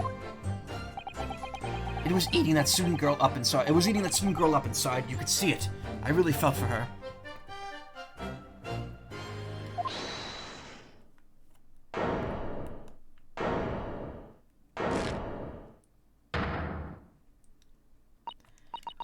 I can't stand here and listen to this tripe. Ray, young girl, you stand accused here. You can't just blurt out whenever you feel like it. No, you can't. Sorry, but I'm in the middle of some very important testimony here. Just keep quiet and listen. But this awful man is making all of this up. Sasato, please. You have to make them listen. Turn to the dock at once, Membani-san. We are in the middle of a cross-examination. Hold it!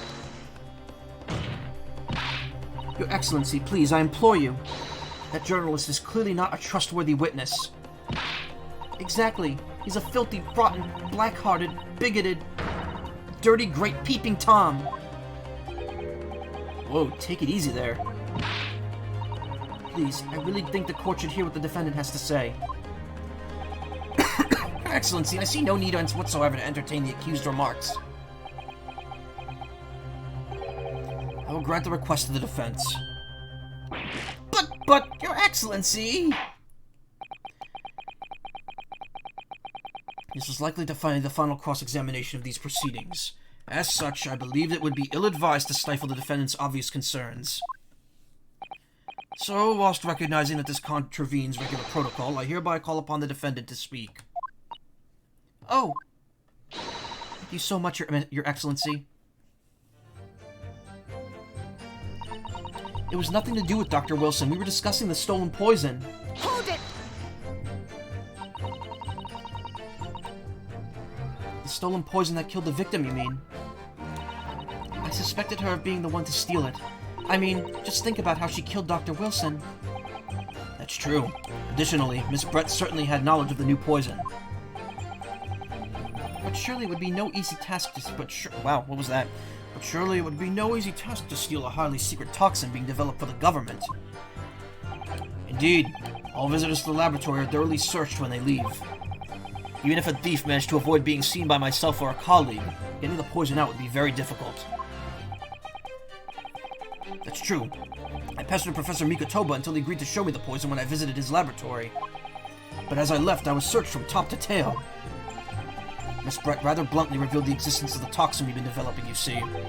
And since Soseki-san expressed such interest in it, I felt unable to refuse. Obviously, I gave nothing away, other than the fact that it was an extremely potent substance. I'm very ashamed of myself. It's just that I've had a singular terrible experience with a deadly poison. I wanted to look my old enemy in the eye. Surely you can understand that.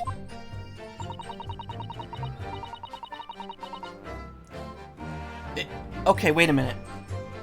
I'm thinking that what's going to happen is the next case is going to take place before this. Because they've done that in Ace Attorney before. And he's mentioning that he's been in 2 cases now.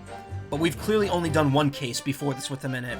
And I think the next chapter actually makes as a callback to the chapter that he was involved in the first game. So if I'm right, this next chapter is going to take place in like June or May. The dark humor, I just want to say it, but you don't want to. If it's bad, I will not read it out loud.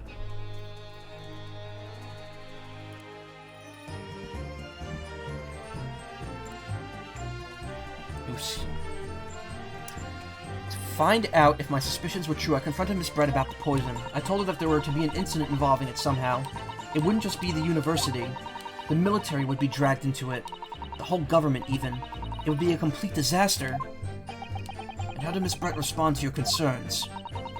She just curled those beautiful lips of hers and said she didn't know the first thing about it. In English, actually. Ah, yes, Many Memo-san. One small question, if you don't mind.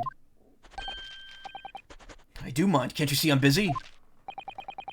Clearly you were outside the beach hut listening in whilst the defendant and Miss Brett were conversing. Presumably, then, it was you who wrote this article about what you'd heard. Exclusive, deadly poison stolen from Yume Medical Research Laboratory. The story was published in the morning's edition of Shoyu News. The details are too accurate for it to have been written by anyone else. Sorry, don't know what you're talking about. Yes, look at this. The entire article is almost what I said to Miss Brett, word for word. Ah. Well, many Memo-san. That a natural cause would be died due to cyanide. Cyanide's natural. That's not dark. Also, I don't think... Is cyanide a natural occurring thing? I don't think it is. Maybe it is, I don't know. I don't know chemicals. As a journo, and as a citizen of a free country, I don't have to reveal my sources. It's in apple seeds. Oh, no, there you go. That's a founding principle of many memoism. Father's clearly right about this. I'm losing my shit here. I'm losing my things. The reporter did write that article, and he based it on what he overheard from outside the hut. Reporter Memo-san based it on the information he gleaned by eavesdropping. Okay. So that's what that was all about. You were trying to cover up the fact that you were listening in. That's why you came up with that stinking story about me arguing with her. Shut up. My stories never stink. Look, whatever you say, little girl, doesn't alter the facts. Your Excellency, there's something I want to say, and I want it to go on record. Very well, you may amend your formal testimony. A large amount of apple seeds can be poisonous. Okay.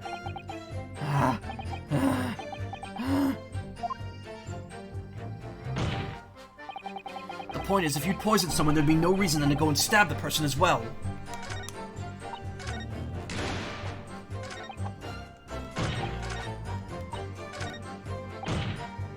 Hold it! Perhaps you doubted the efficacy of the poison and sought to make sure the victim would die. It's horse dung. What? That would be like pouring pepper on your Chinese ramen before you even tasted it. Completely reckless. Although, it might surprise you to learn, I'm a bit of an impetuous pepper pourer as it happens. Once the victim had taken the poison, she would have been only minutes away from death. And yet, this man then proceeded to stab her in the back as well. There has to have been a good reason for that. If it was the reporter who gave the poison to Miss Brett, then clearly, he must have done it prior to Ray entering the hut. Yes, that's undeniable. But between him leaving the hut and the victim being stabbed, there was only one very crucial change in the situation. Sorry? What change? The reporter overheard the conversation between Ray and the Englishwoman. Ah, yes, that's it. That's when Many Memo-san first found out the exact nature of the poison he'd used. That could be the key here. The victim had unwittingly taken the poison already. The reporter would have no reason to stab her. Okay.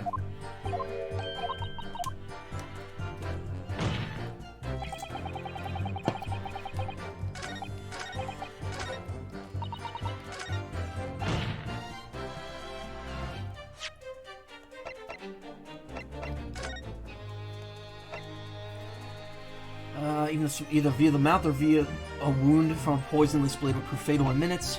Onset of symptoms occurs in minutes, starting with impaired breathing and ending with acute contraction of the pupils. Such symptoms would be suggestive of this. Not only entirely new synthesis of alkaloids and is rumored to have been commissioned by the military. Found a buyer for your 2020 gaming laptop close to parity. Nice. Following a lecture by the human... Okay, deadly poison being developed in secret.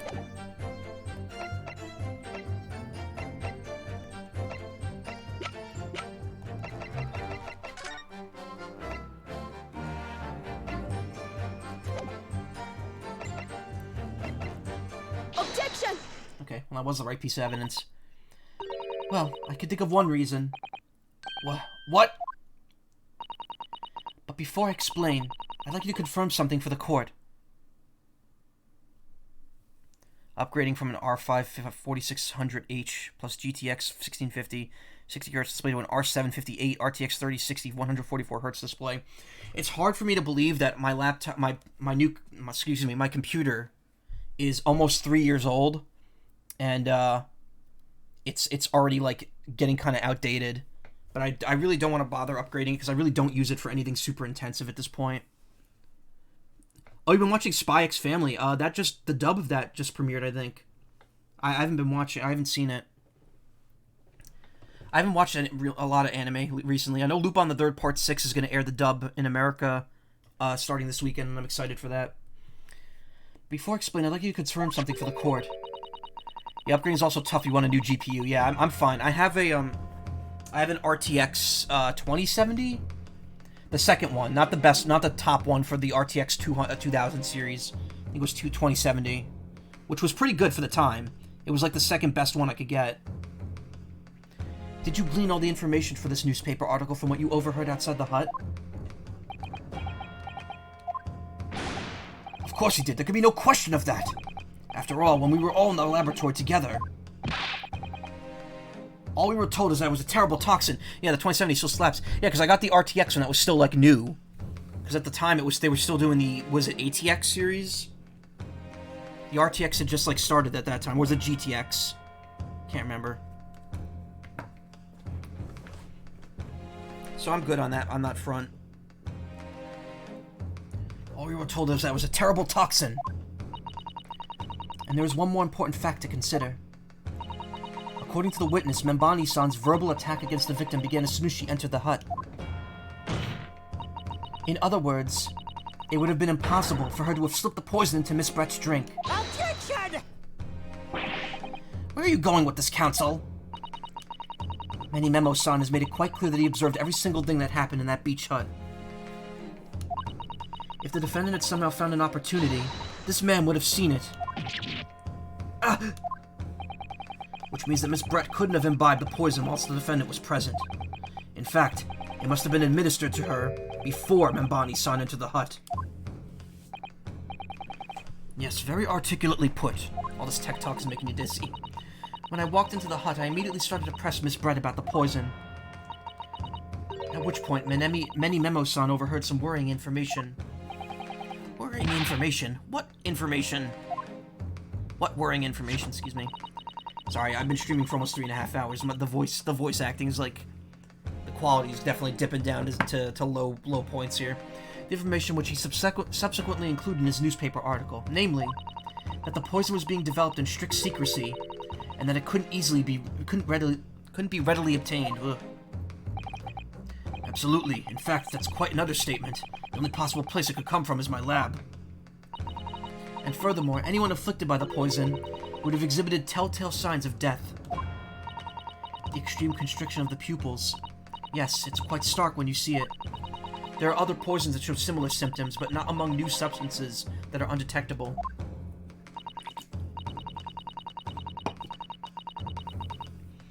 In other words, it would be clear that the victim's life had been ended by the use of this particular poison, which would reduce the number of suspects to only a handful of people. Ah! Everyone in my laboratory is aware of the unique properties of the toxin we've been developing. None of them would be foolish enough to attempt to use it for some nefarious deed. Membani-san being no exception. Therefore, we can conclude that whoever administered this unique poison to the victim was a layperson unaware of its telltale properties.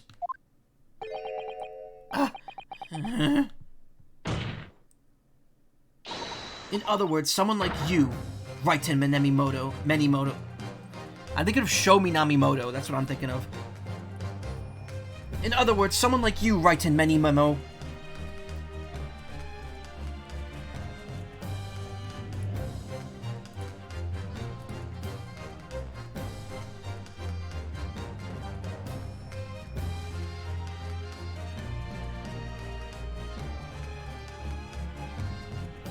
Music fucking slaps.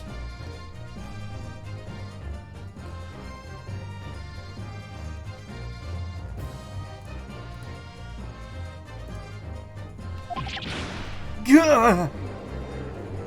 You only hear like this pressing music like once per trial normally. which is a stark difference from how it is in the other Ace Attorney games. It was you who stole the poison from the laboratory that day. And it was you who administered it to the unwitting victim. But you quickly realized that it was a terrible mistake. Because the poison caused such unusual symptoms and was so traceable. As you listened in from the far side of the beach's hut's thin walls, you learnt of these facts. But you'd already given the victim the poison at that point. It was too late. So you hatched a plan to disguise your mistake. A plan that involves stabbing the victim in the back through the reed screen. Objection! But what good could that possibly do? Isn't it obvious, Counsel? The plan was to kill Miss Brett before the poison could take effect. Once in the blood, the poison causes the onset of pupil constriction. But he had hoped to precipitate the victim's death before that happened, hadn't he? Exactly. Because without any revealing signs of the new secret poison's use, no one would ever have suspected. Ugh. This is extraordinary. Yes, the effects of the poison meant it would be too easily identified, so the killer had to mask its use. Which he attempted to do by plunging a knife into the middle of the victim's back.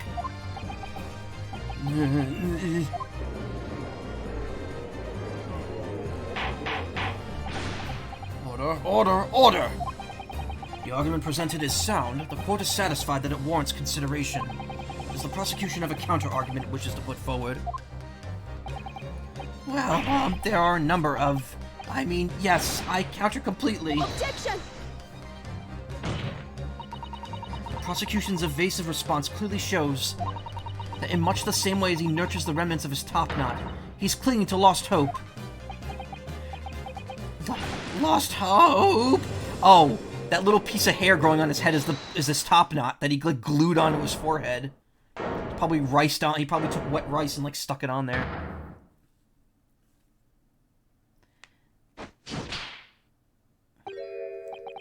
You pathetic, useless, fallen samurai. Fallen? Who are you calling fallen? My burgeoning growth is on the rise. I don't need a counter-argument. What are you talking about? It should be blatantly obvious. I stole the poison, you say? Gave it to the victim, you say? Stabbed her, you say? Lots of fine theories. But I don't need a counter-argument because you don't have an argument yourself. Where's your evidence? Yes, you make it all sound so plausible, don't you? But without evidence, it means nothing. Whereas I base my news on facts. Facts? What do you mean? Explain yourself. I mean what the professor said earlier in this trial. It's all here, my many memos, every word, every slip of the tongue, all noted. That's what Shoyu News is famous for. It's the power of the printed word.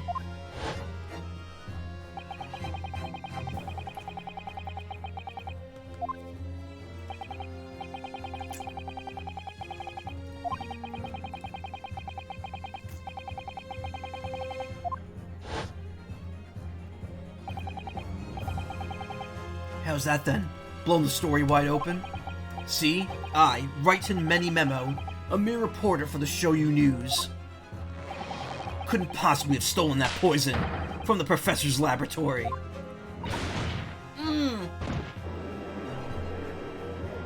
Taking a sip of my drink. But there can't be any question of it. He must have stolen the poison that day. He stole it and used it to kill. And if that's the case, as you've identified, the poison itself is definitive evidence we need. Evidence. 6. The code, Alex, the code. Because whoever stole it from the laboratory that day is the true culprit here. What's your point, you annoyingly handsome country bumpkin? My point is this. There is one way that you, Many Memo-san, could have stolen the poison that day. I've heard enough verbal conjecture now, thank you. What the court must be shown is evidence. What proof do you have that this witness stole the poison the day in question? Take that! The proof, Your Excellency, is this fountain pen. Ugh! A fountain pen? How can that possibly be relevant? These magical pens somehow seem to have enough ink to write many thousands of kanji characters. I believe they arrived in our country for the first time some 15 years ago now. Bah, I swear by weasel hair calligraphy brush and nothing else. These newfangled pens are merely a fad. Well, as a forward-thinking man of words, I have obviously loved my fountain pen. Suck upon a soup sun. What? The fuck is that word?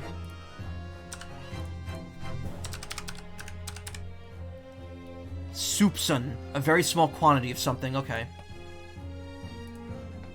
Suck upon a soupçon of sumptuous ink, and one's work is awash with the words in a blink of an eye. That's right. Fountain pens have a small reservoir in the barrel, into which ink is sucked up through the nib of the pen, in order to write with later.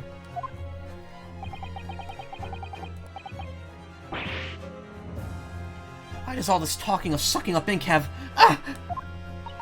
And just as it's possible to suck up ink into the reservoir, it's also possible to eject it through the nib. Again, of course. My word, can this really be? Well, many memo-san?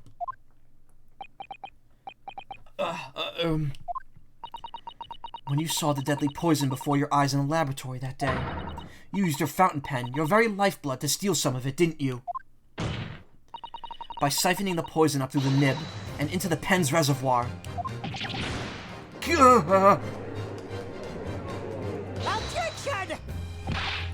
More absurdity. That never happened. Fountain pens are nice but hard to clean. I've never owned one before. True, we've heard that there are procedures in place to prevent thefts like this from the laboratory.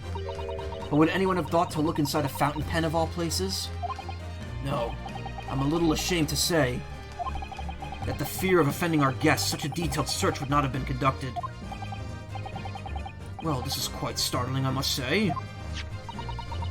I remind the court that this pen was found in the clutches of the victim when she died. In other words, it was dropped at the scene by many memo-san. So the crucial question is, when exactly was the pen dropped? Are you suggesting... The natural conclusion is that in your haste to act, whilst the victim was distracted for a moment, you dropped the pen after you emptied the poison from it into her glass. Objection! There could be any number of alternative explanations. For example, the witness could have been using this pen to write down the details of his conversation with the victim. And when shocked by one of her outrageous answers, the pen fell from his quivering hand. Objection! No, that can't be. If it was, how do you explain why the pen was devoid of ink? What? As you could see for yourself if you examine the evidence, there would appear to be no ink present in the reservoir. What newspaper reporter goes to interview someone with nothing in his pen? No, the pen was dropped after the poison that filled its reservoir had been emptied into the victim's glass. Witness, what do you have to say in your defense?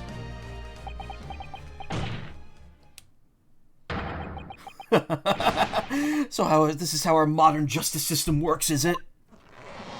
So what if the ink in my pen runs dry? So what if my pencil snaps? I can always claw my way back into the game. I have plenty in reserve. Ah!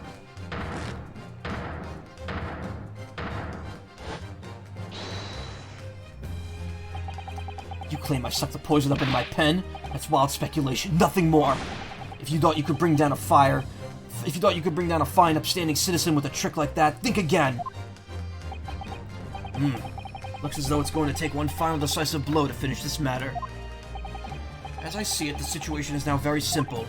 It rests upon whether or not this witness did indeed steal the poison on the day in question. And therefore, it all depends upon whether or not the defense can prove that he did with the evidence. No such evidence could possibly exist. Objection! Many memo-san. This is how our modern justice system works. What? In the courtroom, evidence is everything. Something you would do well to remember. Because we are well past the point of speculation at this stage, I assure you. Very well then. I call upon the defense to present the aforementioned evidence. This is it then. This will be the final piece in this puzzle. Yeah, let's go again. The defense can prove by means of this item that it was the witness's pen used to steal the poison. Take that! Chemical reagent. Counsel, what is that bottle? This bottle contains the unique chemical reagent that can identify the poison in question. Ah! Yes, that poison is an entirely new synthesis of alkaloids developed by my colleagues and I. It would be impossible to detect traces of it by any other method. Or, from another perspective, simply with this chemical reagent, anybody at all could check for traces of the poison. A reagent? What? Stop the table abuse. One drop of the contents of this bottle on the tip of your fountain pen, Memo-san, is all it will take to solve this case beyond all reasonable doubt. No, you can't. I won't. Your crimes are bad enough, but at least know when to admit defeat. Your Excellency, the defense requests permission to carry out its test on the fountain pen at once.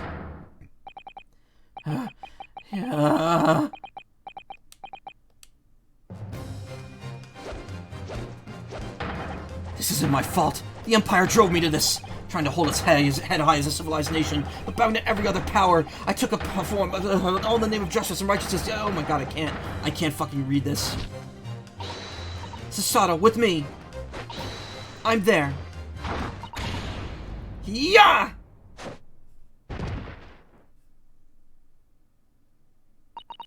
Did I do it right? That was a Susato takedown, wasn't it? Not quite. That was a Ryutaro takedown.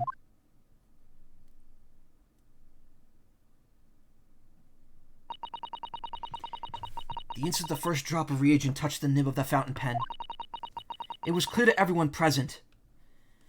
Actually, I want to read what he said. Hold on. Trying to hold its head up high as a civilized nation, but bound to head with every foreign power's whim. Took up arms in the form of the mighty pen. I fought tirelessly on the battlefield of news. All in the name of justice and righteousness. Yes, Memoism is the paragon of justice. Many mo. Okay. Alright, so I'm guessing this guy actually isn't part of some bigger plan. He was just pissed and decided to do it himself. For the same reason that they revealed, for the same reason that they suspected Ray of doing it. It was clear to everyone present.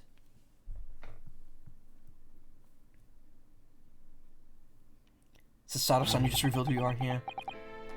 When I saw it there in the lab, the poison, the devil got hold of me, and I decided to do it on a whim. I excused myself and emptied all the ink down the sink in the bathroom, washing the reservoir out carefully. And then you waited for an opportunity to suck up some of the poison, didn't you? Into your fountain pen. Yes, that's right.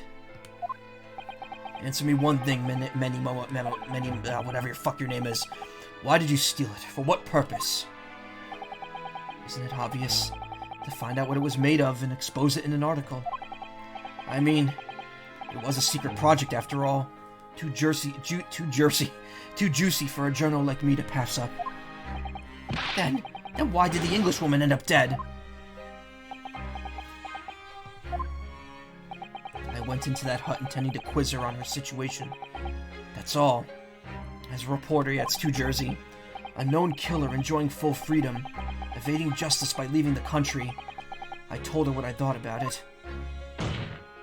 And she just laughed in my face. Oh, what's this? A Far Eastern caveman purporting to practice journalism? Really, you must learn the difference between reporting and listening at doorways, you ignorant plebeian. What did you call me? This country, with its pretensions to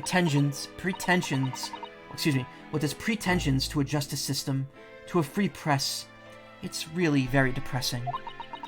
You see our superior ways in the West, yet you lack the mental capacity to emulate them.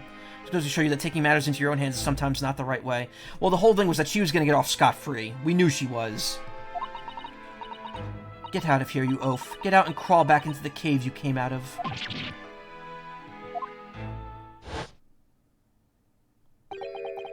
That's when I remembered about the deadly poison I happened to have in my pen at the time. What a terrible tale. In my head, I knew I should just get out of there as quickly as possible, but I couldn't.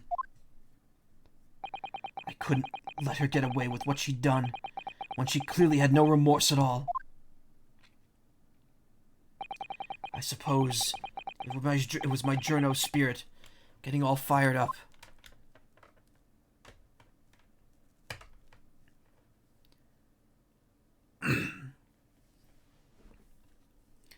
I thought there would be an underlying, cause to all this, but no. I'd like to ask you something. Yes. You often talk about justice. But surely as a journalist, you could have used other means to deliver the justice you sought. And just doing the same thing she's doing, yep. Poisoning someone and blaming it on someone else, exactly. There's no justice in the press. Sorry? After that trial 9 months ago, I kept digging and digging to find out what had happened in that courtroom. And finally, I discovered the truth. It was a cover-up, that's what it was. A cover-up? What do you mean? Remind you of your position, witness. Be careful of what you say. Oh, come on. Doesn't it strike you as strange? We're suddenly not allowed to convict a foreign national? Consular jurisdiction which should never have come into it. And yet that puffed-up Englishwoman was going to sail away into the sunset as a free woman. The only possible explanation is that behind the scenes, some deal had gone down between Britain and Japan. What sort of deal? I'd done my research, dug up all the dirt. It was all ready to be published.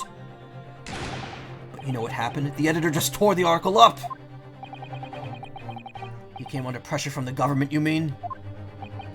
If our government is going to let criminals walk free, if they're going to crush the free press, then what choice do I have but to see justice is done myself? Let's not forget, Manny Momo-san, that you committed murder yourself, and you tried to lay the blame at the defendant's door. I'm sorry, but you're no better than Giselle Brett. What? The truth is, you have no right to talk about justice at all. I suppose. It would appear that we've reached the conclusion of this trial at last. Counsel for the defense, Ryutaro Naruhodo. Oh, yes, sorry, Your Excellency. Just musing in a manly way here. It's almost unbelievable that this is your first experience in the Supreme Court. It was an excellent performance. In truth, it very much reminded me of your cousin's exploits. Oh, Ryunosuke, you mean?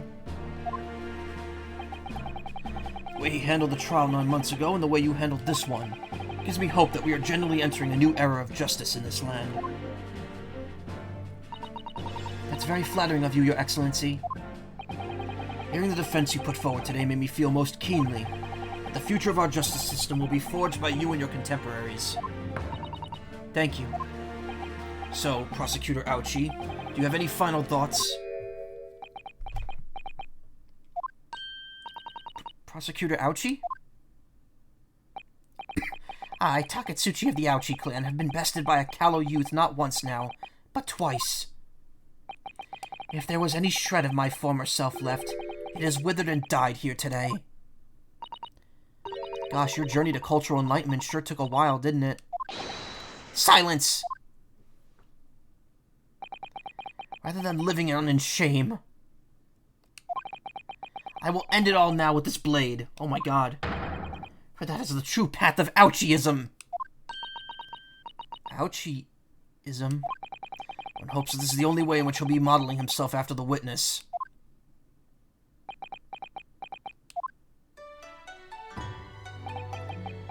Sprig of my topknot, the time is right.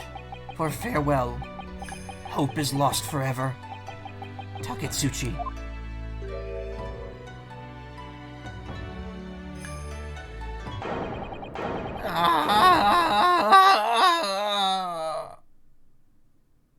Oh, that was natural hair.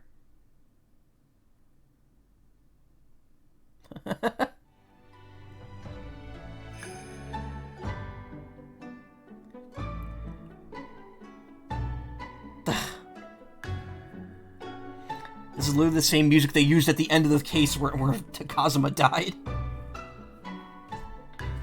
Wow, everyone's just...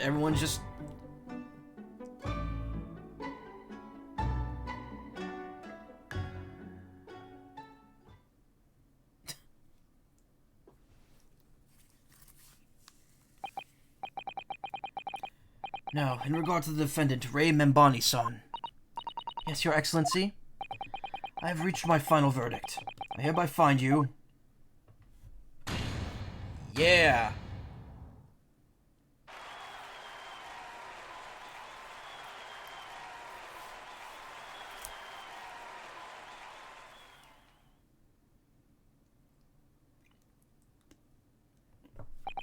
Court is adjourned.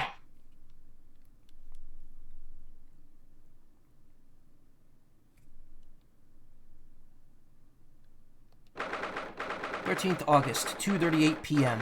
Supreme Court of Judicature. Defendants, Antechamber 3. It's over. My heart is still pounding in my chest, though. It's all I can do just to stay standing. Lawyers have such great responsibility, such a great burden to bear. Don't they, Naruhodo-san?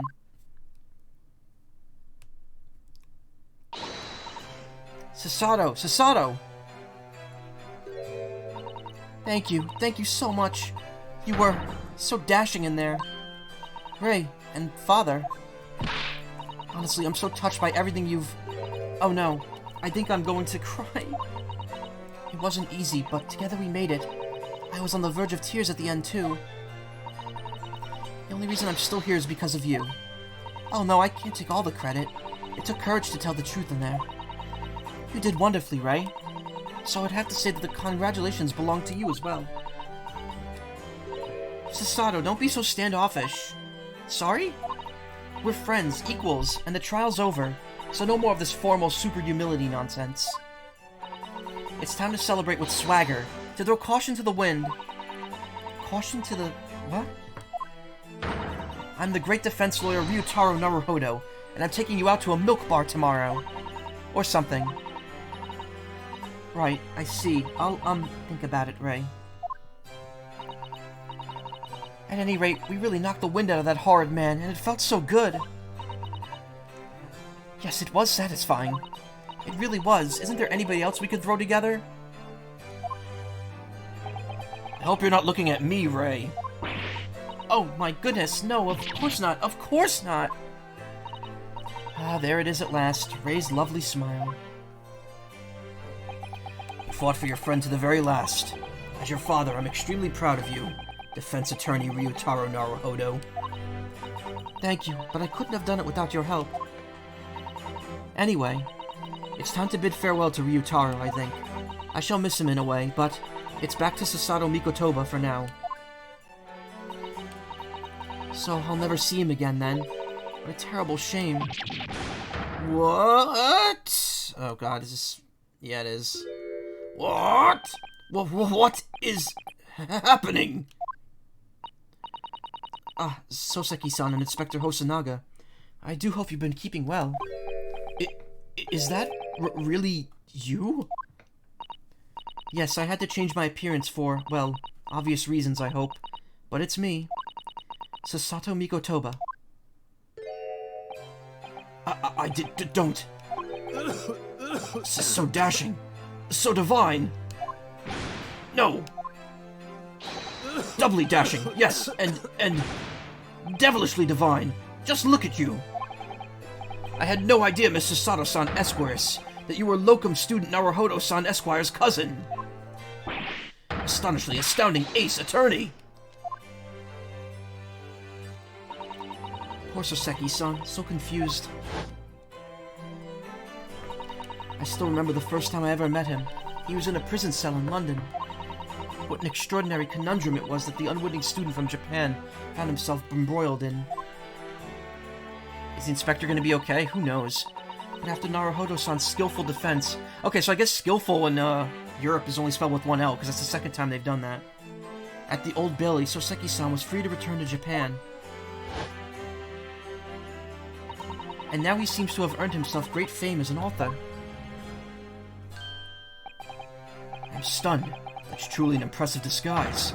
Even I had no idea, and I'm Chief Inspector at the Police Bureau. Who came up with Mr. Turtle, no less?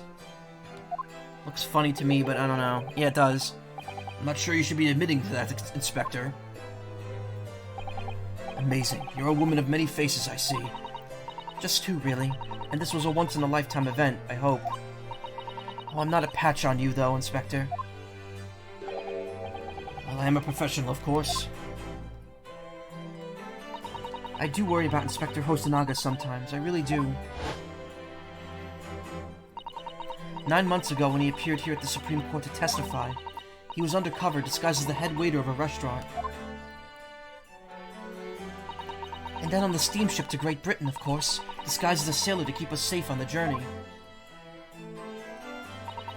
Though that didn't help you, did it, Kazuma-sama?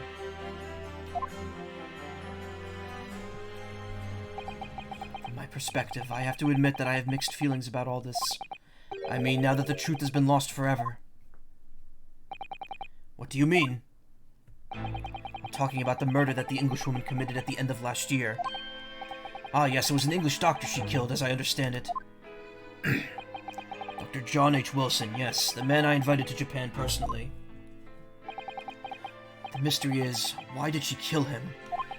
And now that the culprit herself is dead, we'll probably never know the answer.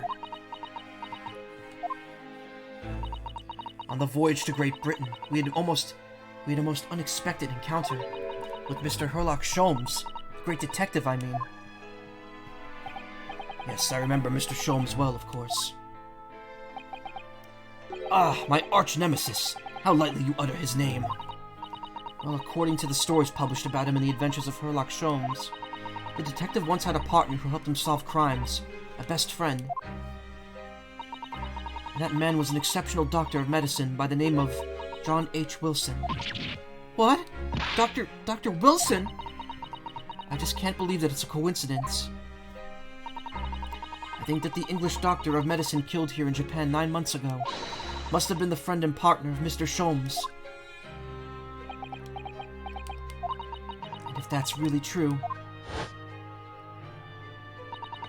then that poor girl won't ever see her beloved father again. Again, this is all going to go over a lot of people's heads if you haven't seen the first game in this.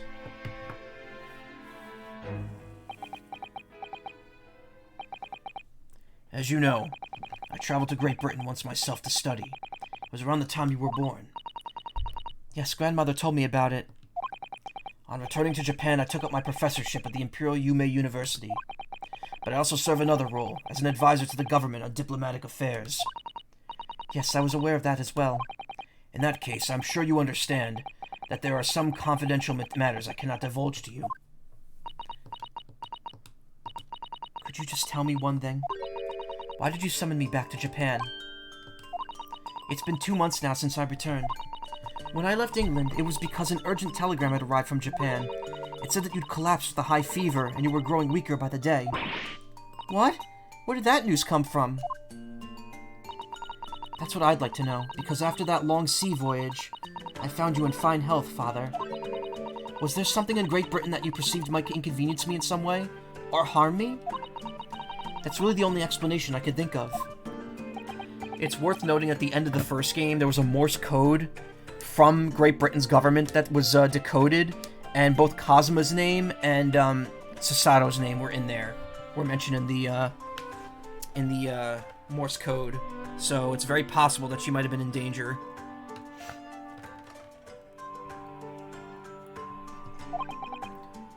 Dear me, do you reserve your most cutting glares for your father, Sasato?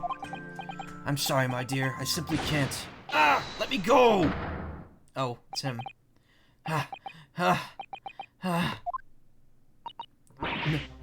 Many memo-san. So I wonder I wasn't good enough for you. I've got one last thing to say before they take me away. Professor! Me? I know the truth. I know you had a hand in what went on. And that visiting student's fate. Visiting student? Giselle Brett, you mean? No, not her. The student of law who left for Great Britain 8 months ago. What? Student of law? He must mean... Kazuma-san. Sama, excuse me. What are you talking about? What does any of this have to do with Kazuma-sama? Nobody here in Japan knows anything about it. They don't know the guy never made it to England, that he died on that steamship. And that he'll never... Ah! The judge? Well, I didn't expect to find him in here. What are you officers playing at? Terribly sorry, Your Excellency.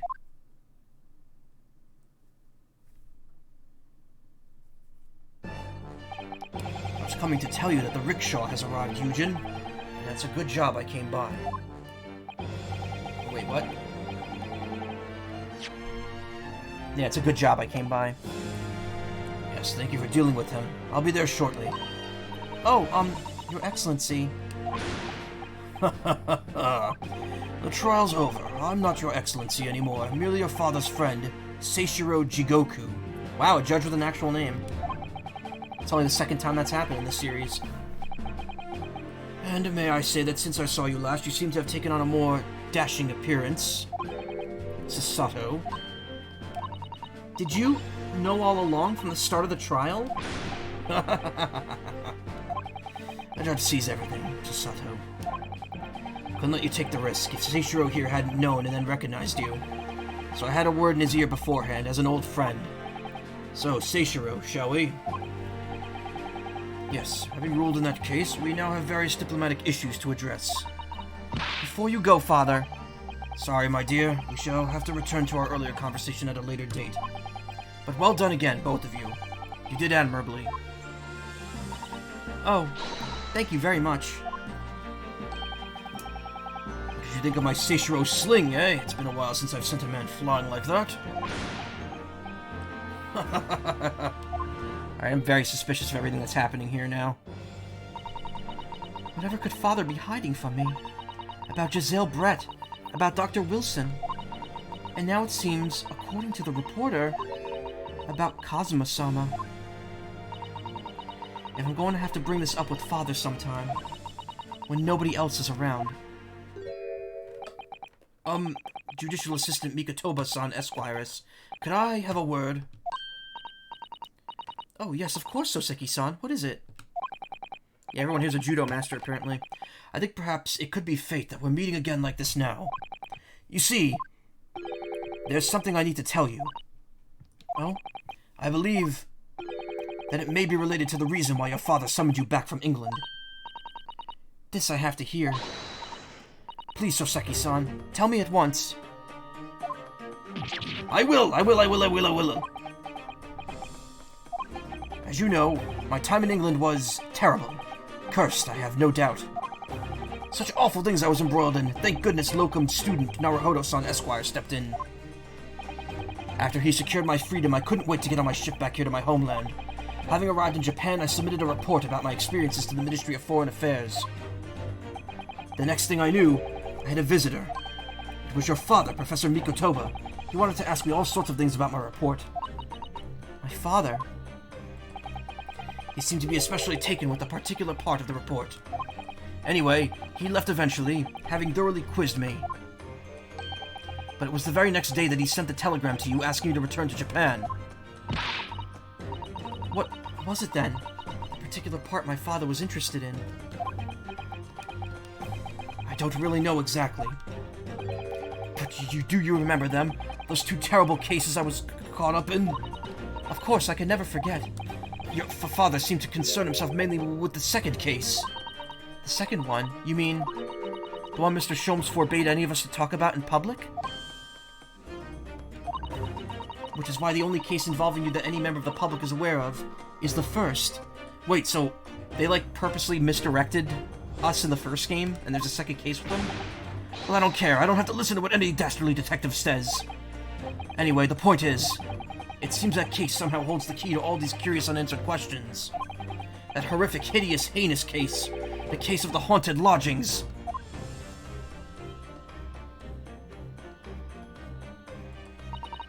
That case somehow caused my father to summon me urgently back to Japan. I thought that whole business was over, but it seems I was wrong. Perhaps that was only the start. Perhaps the story is not yet told.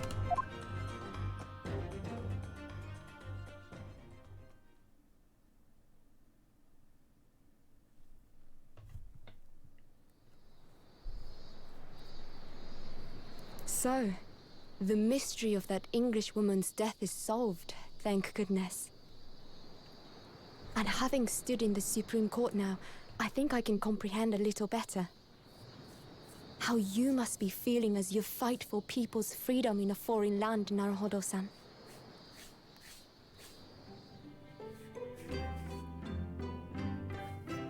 But actually, I'm writing to you today because of another matter. I met Soseki-san and we talked about that second case he was involved in. Father has said nothing to me, but I feel certain of it. That case holds the key to some great unsolved mystery. My notes on the case should still be in the office, tucked away at the back of the shelves on the left. Perhaps you might like to look over them again. Today, for the first time this year, it feels as though summer has arrived. The sky is a brilliant blue. It makes me long to see you again. Yours, Susato. Interesting. So the implication here is that there's a whole case that we didn't witness in the first game that we're now going to go back and witness.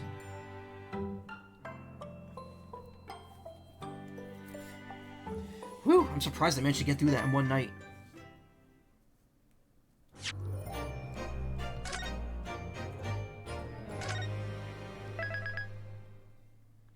Memoirs of the Clouded Kokoro. Okay, so this is going to go back in time to when this takes place, but I'm also not going to do that tonight.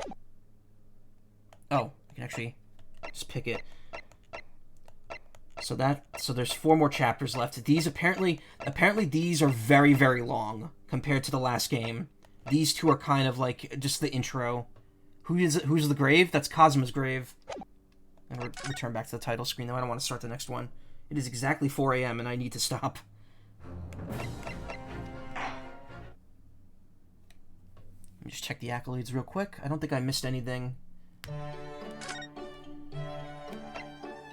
Got that. Episode 2, yeah, those are all episode 2. Read every Blackboard book. Dug around, find every play game. Okay, yeah. Okay. So we didn't miss anything important. Alright, well, that is the first case of Great Ace Attorney 2, Resolve. I'm enjoying it. As I said before, this series is great. And, trust me, there's plenty more of this ahead. That's gonna be the only case that gets done in one stream. So, I should probably end this now because it's pretty late. So, thank you all for coming. Thank you for stopping by, for following, for chatting. I always appreciate it. I will be back with more of this very soon, probably tomorrow. Again, I'm going to be streaming hopefully all this week. Friday, I will also be on Shellshock Prime's podcast on his channel. I'll give a little more information about that tomorrow.